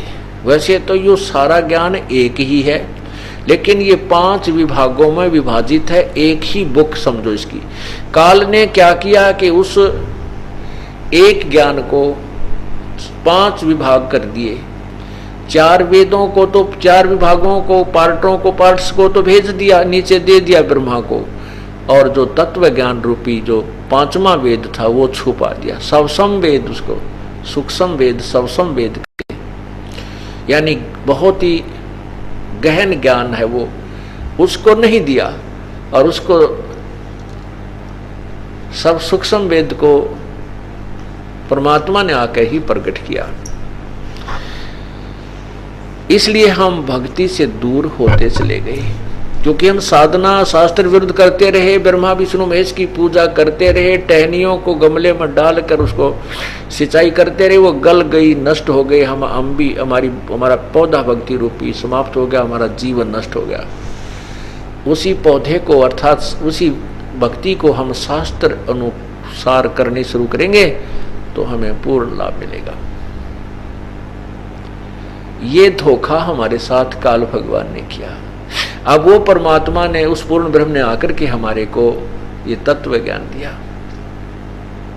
और तत्व ज्ञान में आकर हमें समझाया कि तुम पूर्ण परमात्मा की भक्ति नहीं कर रहे हो।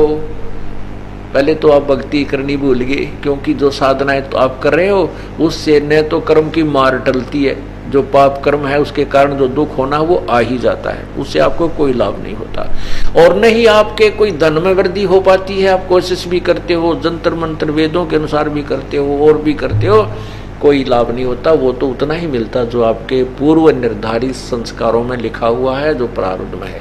प्रारब्ध के लेख को नहीं मिटा सकते, कम बत्ती नहीं कर सकते, नहीं हो सकता जब तक हम पूर्ण परमात्मा की साधना नहीं करेंगे।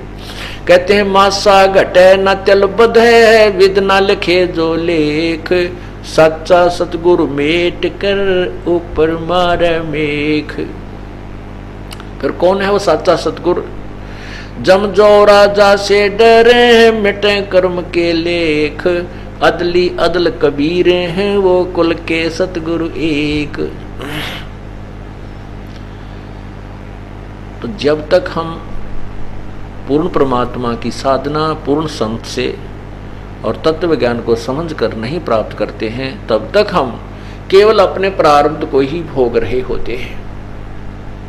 जिनके पूर्व जन्म के अच्छे पुण्य हैं वो अच्छी पोस्ट भी प्राप्त कर लेते हैं, या अच्छा धन, वैसे किसी व्यवसाय से भी बहुत ज़्यादा धन उसको भाग्य का मिल जाता है। और जब आते हैं उसके ऊपर पाप कर्मों के दौर शुरू होते हैं तो वो नुकसान पे नुकसान होना शुरू होता है, शरीर में भी कष्ट, परिवार में भी जनहानि प्रारंभ हो जाती है। फिर वो उसी पूजाओं को जो पहले करता था उनसे सोचता था मैं इतना सुखी हूँ, और फिर वो जब पुण्य समाप्त हो गए वो पाप शुरू हुआ। तो जो वर्तमान में वो साधना कर रहा था वो लाभदायक नहीं थी, वो शास्त्र विरुद्ध थी। उससे न तो कोई कर्म की मार टली, जो कर्म जब शुभ था तो शुभ मिलता रहा, अशुभ शुरू हुआ तो अशुभ मिलना शुरू हो गया। जब हम पूर्ण परमात्मा की शरण में आएंगे तो तब वो इसमें परिवर्तन कर देता है, वो समर्थ है। उसकी साधना करने से फिर हमें यहाँ भी सुख होंगे, शरीर में भी सुख होगा, और भक्ति यथार्थ मिल जाएगी, हम सतलोक जाएंगे। तो परमात्मा बताते हैं कि तुम शास्त्र साधना करने से क्या हुआ कि तुम्हारी आस्था भगवान से हट गई, तुम्हें लाभ मिला नहीं, नास्तिक होते जा रहे हो। फिर कहते हैं, अब फिर जगाते हैं कि उस परमात्मा की भक्ति कीजिए, नहीं तो क्या होगा। परमेश्वर जी की वाणी, अमृतवाणी आपको सुनाते हैं। अब वो परमात्मा दयालु आकर ही हमें फिर प्रेरित करते हैं, बच्चों भगवान बचो, राम रटो। कौन है वो राम? अविनाशी राम, पूर्ण परमात्मा, सारी सृष्टि का जो मालिक है, उसकी भक्ति कीजिए। उसकी भक्ति के बिना क्या होगा। और उस परमात्मा की महिमा भी बताते हैं। आज स्वयं ही आते हैं, आप पे तत्वदर्शी संत बनते हैं, आप ही दास बनते हैं, आप ही भक्त बनते हैं, आप ही भगवान का की भूमिका भी आप इस पृथ्वी मंडल पर बैठकर भी करते हैं, चलाते हैं ब्रह्मांडों को। तो क्या बताते हैं? कबीर वो दिन याद करो, ऊपर पग नीचे से, इस मृत मंडल में आके तो भूल गया जगदीश। आप ही भगवान सामने खड़े हैं और आप ही हमें कह रहे हैं तुम भगवान भूल गए, क्योंकि हमारे को जो भगवान की थ्योरी, भगवान का सिद्धांत बता रखा है कि वो तो निराकार है। अब परमात्मा खुद कहें आकर के तो कहते हैं मैं भगवान हूँ। बहुत बार, एक दो बार कहा भी है, कई बार अपनी वाणी में बहुत बार रखा है, लेकिन सीधे नहीं कह पाते, क्योंकि हमारी जो बुद्धि है वो विपरीत ज्ञान से सनी पड़ी है, और तत्व ज्ञान को सुनकर इतना बुरा मानती है जैसे किसी ने कुनीन खा लियो, ओए कड़वा मुँह हो जाता है। नहीं नहीं नहीं, ऐसे नहीं, ऐसे नहीं, ब्रह्मा विष्णु में ऐसे ऊपर कोई नहीं, कोई नहीं, सुनते भी नहीं। अरे हम नहीं कह रहे, ये तो अपने सदग्रंथ कह रहे हैं, उनके अपने इतिहास बता रहे हैं, जिनके पुराणों को आप मानते हैं उन पुराणों में लिखा है ऐसा। तो भगवान फिर इसलिए हमें एक दास बनकर समझाते हैं, भक्त बनकर समझाते हैं। कहते हैं जैसे मैं भक्ति करता हूँ परमात्मा की, ऐसे करो, देखो हमें ऐसे ऐसे लाभ हो जाते हैं। तो ऐसे भी समझा बुझा कर कहते हैं, माँ के पेट में जब तेरे ऊपर न पैर थे, नीचे न शीश था, तू ही करे था, हे भगवान बख्श दे, हे परमात्मा बाहर निकाल दे, हे प्रभु कभी नहीं बोलूंगा। और बाहर आते तू फिर बकवाद करने लग गया। इस मृत मंडल में, इसका नाम ही मृत लोक है, यानी ये नष्ट होने वाला, यहाँ जन्मते मरते हैं। इस मृत लोक में आकर तुम भूल गया जगदीश, भगवान को भूल गया। उसको फिर याद कर, पर कौन है, कैसा है, फिर वो भगवान। जब एक बार प्रेरणा हो जाएगी भक्ति करने की, कि चाह उत्पन्न होगी, तो विधि भगवान फिर अपनी श्रेष्ठ बता देंगे। ये यात्री सूता पड़ा है, नशा करें, और जाना उसने घर को है, गुटी ला कर पड़ जाए वहीं पर सो जाता है, पैसे भी बर्बाद कर रहा है और सफर भी तय नहीं कर रहा। तो उसको कोई आकर जगा कर समझा कर बुझा कर, भाई यार शराब छोड़ दे, चल अपने घर ने, तू कहाँ पड़ा देख, पैसे समाप्त हो जाएंगे, भूखा मरेगा। तो फिर उसको उस नशे से बाहर करके दूर करके फिर उसको रास्ता बता देता है कि चल तेरा घर इधर को है। अब शराब भी तो पता इधर मुंह होगा तो इधर घर समझता है, इधर मुंह होगा तो इधर चल पड़ता है। तो इस ऐसे ही हमारे ऊपर माया ये नशा हो गया। परमात्मा कहते हैं कबीर ये माया अटपटी, कबीर ये माया अटपटी, सब गट आने अड़ी, किस किस न समझाऊं या कुए भांग पड़ी। इस काल के 21 ब्रह्मांड में काल ने बिना तोल माप की भांग डाल दी माया की, और इस माया के नशे में कोई नहीं सुनता भगवान के बारे में, हमारी इस सच्चे ज्ञान को कोई सुन के प्रसन्न नहीं है। तो इसलिए भगवान के आकर के फिर आवाज लगाते हैं, समझाते हैं, कहते हैं माँ के गर्भ में जब तू नीचे को शीश था, तेरा ऊपर ने पैर थे, रो रहा था मुझे इस नरक से निकाल दे मेरे परमात्मा। सारे शरीर के ऊपर का जेर लिपटी पड़ी थी, मांस अड़ंगा पड़ा था, और उस नरक में तू रो रहा था, भगवान मुझे इससे निकाल दे, एक बार मैं कभी पाप नहीं करूंगा, आपकी भक्ति किया करूंगा, पूर्ण परमात्मा तुझे याद करूंगा, पूरा संत तलाश करूंगा। अब कहते बाहर आते तो फिर भूल गया जगदीश,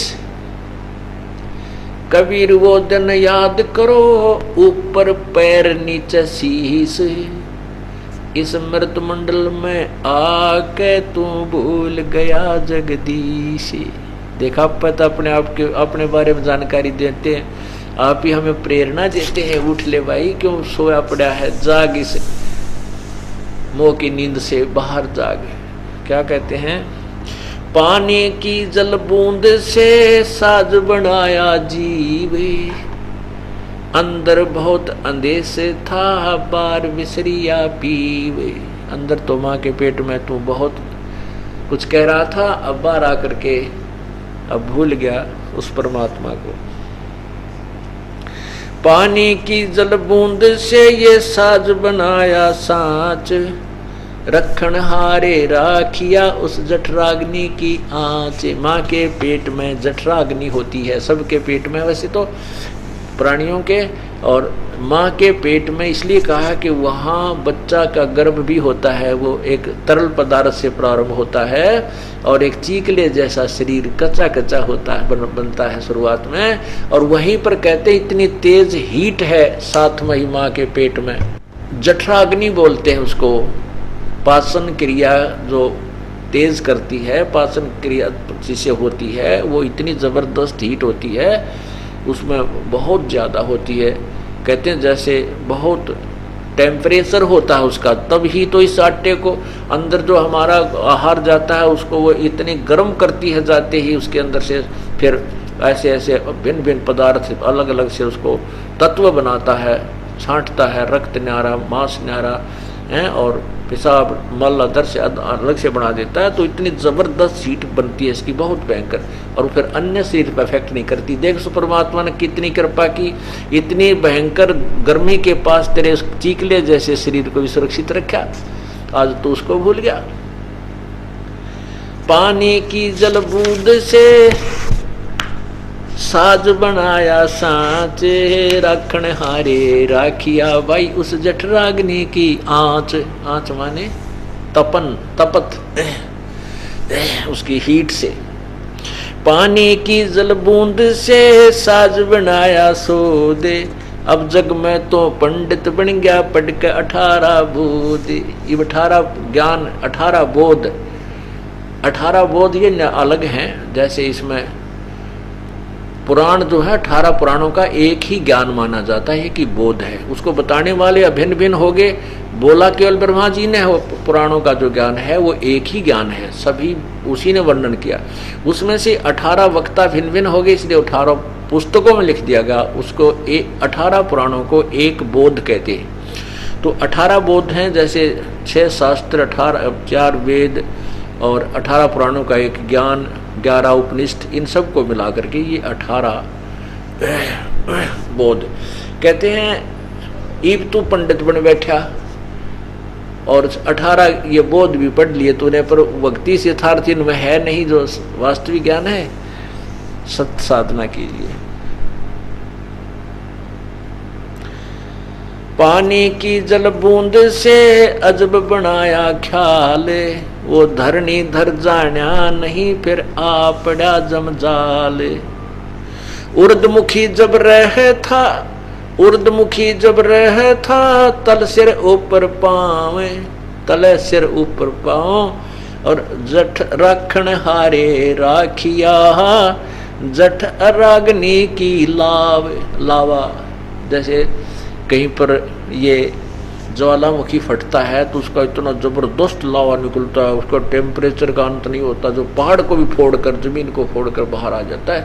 कहते उस लावे में जो वहां उबल रहा था माँ के पेट में जो जठराग्नि, वहां भी तेरे उस शरीर को उस मालिक ने रख लिया। कितना व्यवस्था करता है।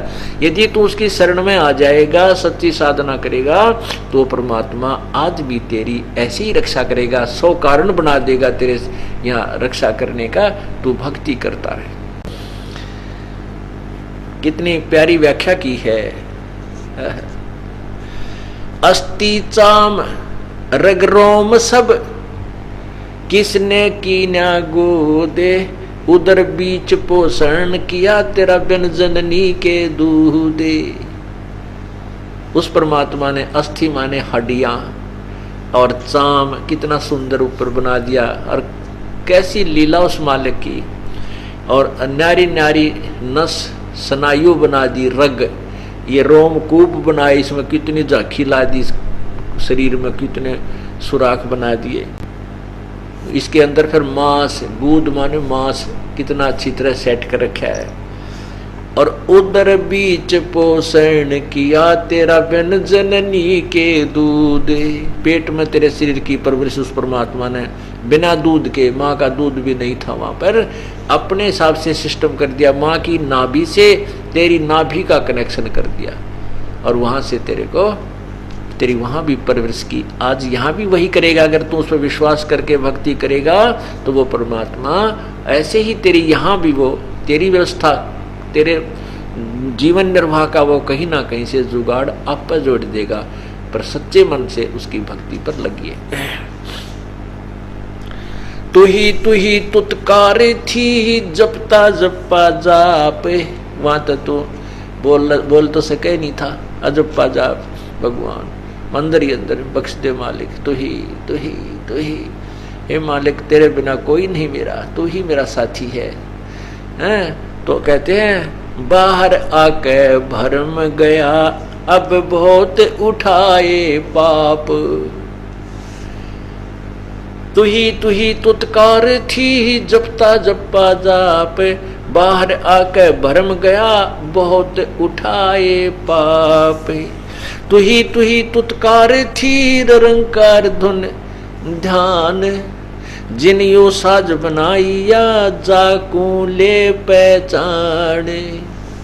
कि जिसने ये तेरा शरीर भी सारी व्यवस्था कर रखी, उस पूर्ण परमात्मा जो सबका पालन पोषण करता, उसको पहचान ले।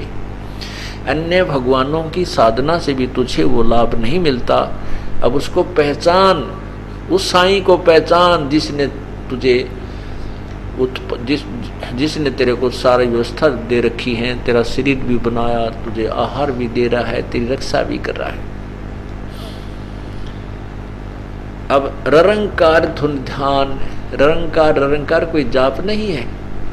ररंकार की तरह तू जाप जपया करता उस कैसे, जैसे एक समय 2 तपस्वी थे, उन दोनों तपस्वी हाहा और हूहू, तो एक का हाहा नाम था, एक का हूहू। तो उन हाहा हूहू के मन में अपने अपने तप का अभिमान बन गया। हाहा कहता है मैं तेरे से ज्यादा बलवान हूँ, ज्यादा तप मेरे अंदर साथ शक्ति है। हूहू कहता नहीं, मेरे अंदर तप तेरे से ज्यादा शक्ति, तप की शक्ति ज्यादा है। तो उन्होंने अपना फैसला करवाने के लिए किसी एक थर्ड पर्सन की आवश्यकता पड़ी। वो पहले पहुंचे इंद्र के पास। इंद्र ने सोचा यदि मैं एक को कह दूंगा ये तो इसके अंदर बल ज्यादा है, शक्ति भक्ति का, तप का, तो दूसरा नाराज होते ही मेरे डंक मार देगा, श्राप दे देगा। क्योंकि सिद्धों में श्राप, तपस्वियों में सिद्धियां होती हैं, वो श्राप तुरंत दे देते हैं। जैसे हाथ लगते बिरड और तत्व ये डंक मार देते हैं, सर्प डंक मार देते हैं। ऐसे ये संत साधक हैं जो तत्व ज्ञान से अपरिचित हैं। तो ब्रह्मा जी कहने लगे, और इंद्र जी ने अपना पीछा छुटा लिया कि महापुरुषों, मैंने तो कभी तप किया नहीं ऐसा, और ना मुझे इसके बारे में ज्ञान, कौन से में ज्यादा है कौन से में कम है। फिर वो ब्रह्मा जी के पास गई, ब्रह्मा जी से भी यही प्रश्न किया। तो ब्रह्मा जी ने भी यही सोचा, भी एक को तो कहना पड़ेगा तेरे में ज्यादा तप है, इसमें कम है, तो एक नाराज होगा ही होगा, और नाराज होते तुझे श्राप देगा। कहने लगा, महापुरुषों मुझे तो सृष्टि कर्म से समय नहीं मिलता, और मुझे इतना ज्ञान भी नहीं है, आप विष्णु जी के पास जाओ।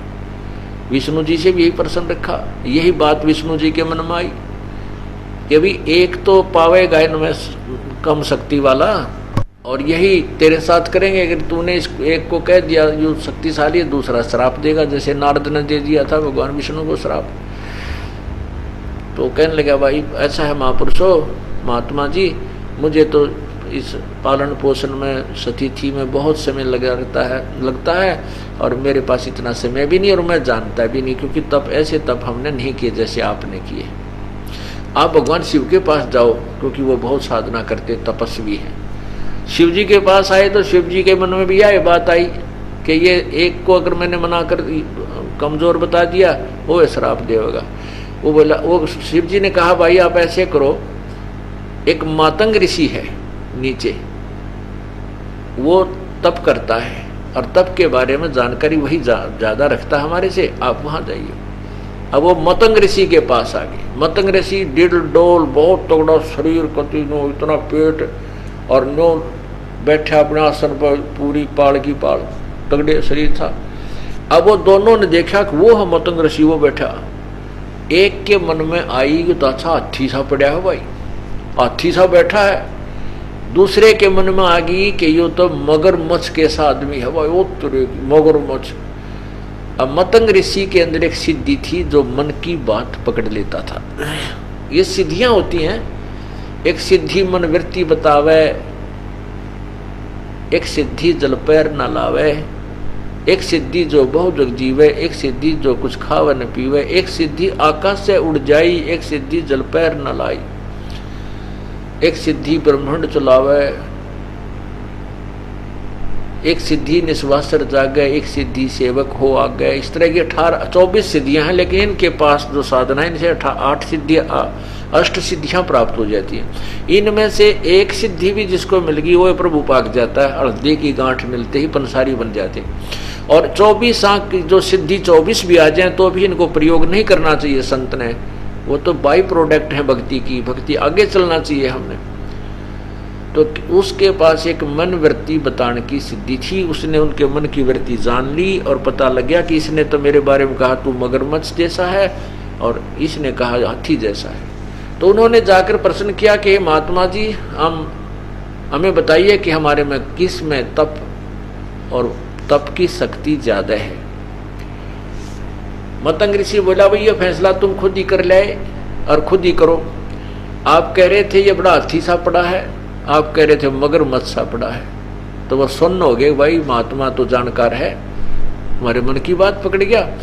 तो उसने आश्राप दे दिया कि तुम एक हाथी बनो, एक मगरमच्छ बनो। वो उड़ा दोनों मर गए, एक ने हाथी का जन्म ले लिया, एक मगरमच्छ की, एक हाथनी का जन्म हुआ, एक का मगरमच्छ, मादा मगरमच्छ से जन्म हो गया। अब दोनों पड़का खाखा खूब हो गए मजबूत। एक दिन हाथी पानी पीने गया था, पानी पीने जाता है, लेकिन वो समय संयोग आ गया उनकी वह भक्ति की परीक्षा, शक्ति की परीक्षा होने का। जो ही उसने पानी पीने के लिए हाथी ने दरिया में पैर रखा तो उस मगरमच्छ जो बन रहा था उसका साथी उसने पकड़ लिया, और मगरमच्छ हाथी को पानी में जल में खींच रहा है, हाथी मगरमच्छ को बाहर खींच रहा है, कि दोनों ताकतवर थे। ऐसे वो सुबह खींचा तानी शुरू करते, कभी तो हाथी उसको आधा निकाल लाता बाहर, कभी मगरमच्छ हाथी को आधे से ज्यादा ले जाता जल में, फिर वो बाहर खींच लाता, और जो उसके साथी, और शाम को वो छोड़ देते थे, समय था निर्धारित, जैसे शाम का सूर्यास्त होते ही वो अपना अपना युद्ध बंद कर देते थे। अगले दिन हाथी फिर आ जाता था, उसको पैर पकड़वा देता था, ले पकड़। अब उसके हाथी के जो साथी थे, हाथी झुंड, वो तोड़ तोड़ के पत्ते जंगल से लाते थे, उस हाथी का अगर डालते थे वो खाता रहा 1000 वर्ष तक, कहते 10,000 वर्ष तक लड़ते रहे। बता, वो हाथी भी जाते रहे, इन मूर्खों का रोज का काम है भाई, चलो हम तो ही पड़े, को नहीं पार पड़े। तो हाथी कमजोर हो गया, हाथी। और मगरमच्छ का तो वहाँ हार था ही, मछलियाँ वगैरह वहाँ नरी पैदा हो और वो खाया करते, और भी नरे कछुए मंडक। तो एक दिन हाथी को मगरमच्छ ने जल में खींचना शुरू कर दिया, और हाथी वीक हो गया था, शारीरिक कमजोर हो गया था, निर्बल हो गया था। तो उसने, उसका डूबने को हुआ तो वो सूंड ऊपर को कर लेता हाथी, क्योंकि उसमें श्वास होता है। तो वो जब सूंड भी डूबने को हुआ और नाक में पानी गिरने लगा, तब उसने बोल नहीं सका हाथी, कहते बोल तो सकता ही नहीं था। उस समय उसने हृदय से आधा ही कहा था, हे राम बचाई। तो उसी समय परमात्मा ने आकर के उसे मगरमच्छ के हाथी पर हथियार मगरमच्छ के सिर पर हथियार मारा, मगरमच्छ का मुंह ढीला पड़ गया, हाथी का पैर छूट गया। तो ऐसे, तो यहाँ कहते हैं इसको ररंकार धुन कहते हैं। ररंकार मतलब कसक के साथ हृदय से, जैसे मरता हुआ भगवान ने याद करे, ऐसे उस प्रभु की कसक से नाम लेना ररंकार धुन कहलाती है। और ये कई पंथ नाम दे हैं, ज्योत ओंकार, ररंकार, ज्योत निरंजन, सोहम और सतनाम, तरह के कहीं कीट कहीं का रोड़ा। ये ररंकार धुन है, प्रभु को मरते हुए जैसे याद किया करते हैं, ऐसे नाम जपते समय ऐसी आपके अंदर कसक उठनी चाहिए। तो यहाँ क्या बताना चाहते हैं कि तू ही तुतकार थी, माँ के पेट में तेरी ये कसक थी, हे भगवान। बोला तो जाता नहीं था। ररंकार धुन ध्यान, जिन यो साज पहचान बनाइया उसको ले पहचान। अब माँ के पेट में बालक बोल तो सकता नहीं, मुंह नहीं खोलता, जब जबान नहीं हिलती, वो ररंकार अंदर जो आत्मा रोए थी, तू ही कहते ऐसी तेरी धुन थी। अब तू ही तो तू कर रहा है कि तू ही मेरा, लेकिन वो है कौन, उसको भी पहचान ले। बाहर आ गया है, वो कौन है जो तेरी रक्षा करता है, तेरा पालन करता है, तुझे मोक्ष देता है, उसको पहचान। अब बगैर कोई ये पता लगे भाई कौन सा भगवान है, किसकी भक्ति करा, जैसे साहब बोलते हैं, साहब भगवान को, साहब साहब साहब हे साहब हे साहब। अब जैसे आप शहर में जाओगे तो नीचे तहसीलदार साहब, फिर SDM साहब, DC साहब हैं, और भाई फिर मंत्री साहब, कमिश्नर साहब, मंत्री साहब, मुख्यमंत्री साहब, और प्रधानमंत्री साहब, राष्ट्रपति साहब। अब नो तो देख ले कौन से साहब के से तेरा काम बनेगा। हे साहब कहाँ जाएगा, मैंने साहब से मिलना है। कौन से साहब से? मेरा नहीं, साहब से मिलना है। हे साहब मेरा काम करिए, हे साहब मेरा ऐसे करिए, हे साहब। तो वो साहब कौन है? हमें अभी तक इतने इलिटरेट बना दिए लोगों ने, अज्ञानी संतों ने, कि हमें ये नहीं पता, हमें परमात्मा की परिभाषा का भी ज्ञान नहीं। कौन प्रभु है, किससे हमने कौन सा लाभ होगा? ब्रह्मा विष्णु महेश की साधना से कितना लाभ है, ब्रह्म की साधना से क्या लाभ है, पर ब्रह्म किसके पास जाएंगे उसकी साधना से क्या लाभ है, पूर्ण ब्रह्म से क्या लाभ है। तो ये पहचान भी हम नहीं करा पाए हमारे को। तो कहते हैं तू ही तुतकार थी, ररंकार धुन ध्यान,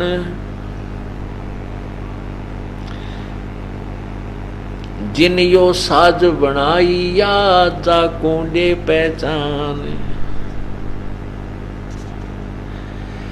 भाई जठराग्नि से राखिया ना साई गुण भूले, ओए ओ साहेब दरहाल है क्यों बोवे है सूले। ओ भगवान फिर आगे खड़ा पाओगा जब तो शरीर छोड़ कर जाएगा। कहते कांटे मत वो अपने जीवन में, ये खोटे कर्म मत कर, ये गलत साधना मत कर, सत साधना कर बच्चा। आध घड़ी की आध घड़ी ही आध घड़ी की आध, भाई सतगुर सेती संतों सेती गोष्ठी, जो की जैसो लाभ। कहते हैं तत्वदर्शी संत भक्तों से अगर आधी घड़ी और आधी मत भी आध यानी 15 मिनट भी 10 मिनट भी तू आके कि तो कभी बैठ कर चर्चा कर ले तो भी तेरी भक्ति प्रारंभ हो जा। लेकिन तुम संतों की बात को तो सुनते ही नहीं। तो वही दंत कथाएं लोक वेद को इतना दृढ़ता से ग्रहण किए हुए हो, उसको उसके अतिरिक्त किसी को सुनना नहीं चाहते हैं। फिर क्या कहते हैं, पाव घड़ी तो याद कर निम्मा नाश ना खो, सतगुर हेला देत हैं विषय सूल ना बोए।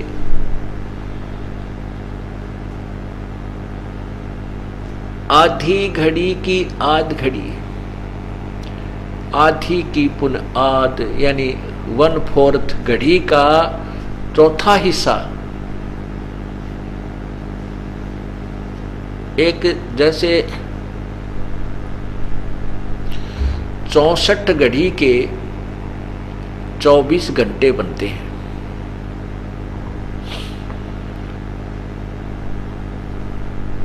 चौबीस घंटे बनते हैं, अर्थात 20 मिनट के 22 मिनट के आसपास एक घड़ी बनती है। और उस 22 मिनट का आधा 11 और 11 का आधा 5:30। कहते हैं पाव घड़ी तो याद कर, उस मालिक ने कम से कम एक बार स्टार्ट तो कर, फिर तो वो अपने आप जगह बढ़ जाएगी। कहते हैं पाव घड़ी तो याद कर निम्मा नाश ना खोए, सतगुर हेला देत हैं ये विषय सूल ना बोए। कहते हैं 5 मिनट तक आके भगवान की चर्चा सुन, फिर उसका याद कर। कम से कम एक बार शुरू हुई तो ही जैसे एक टेबलेट खावांगे बीमारी की दूर करने की, रोग काटने की, फिर दूसरी की रुचि दूसरी खाएंगे, धीरे धीरे वो रोग कटता चला जाएगा। अर्थात एक बार भक्ति स्टार्ट होगी तो आपका कल्याण हो जाएगा। बोलो सतगुरुदेव की जय।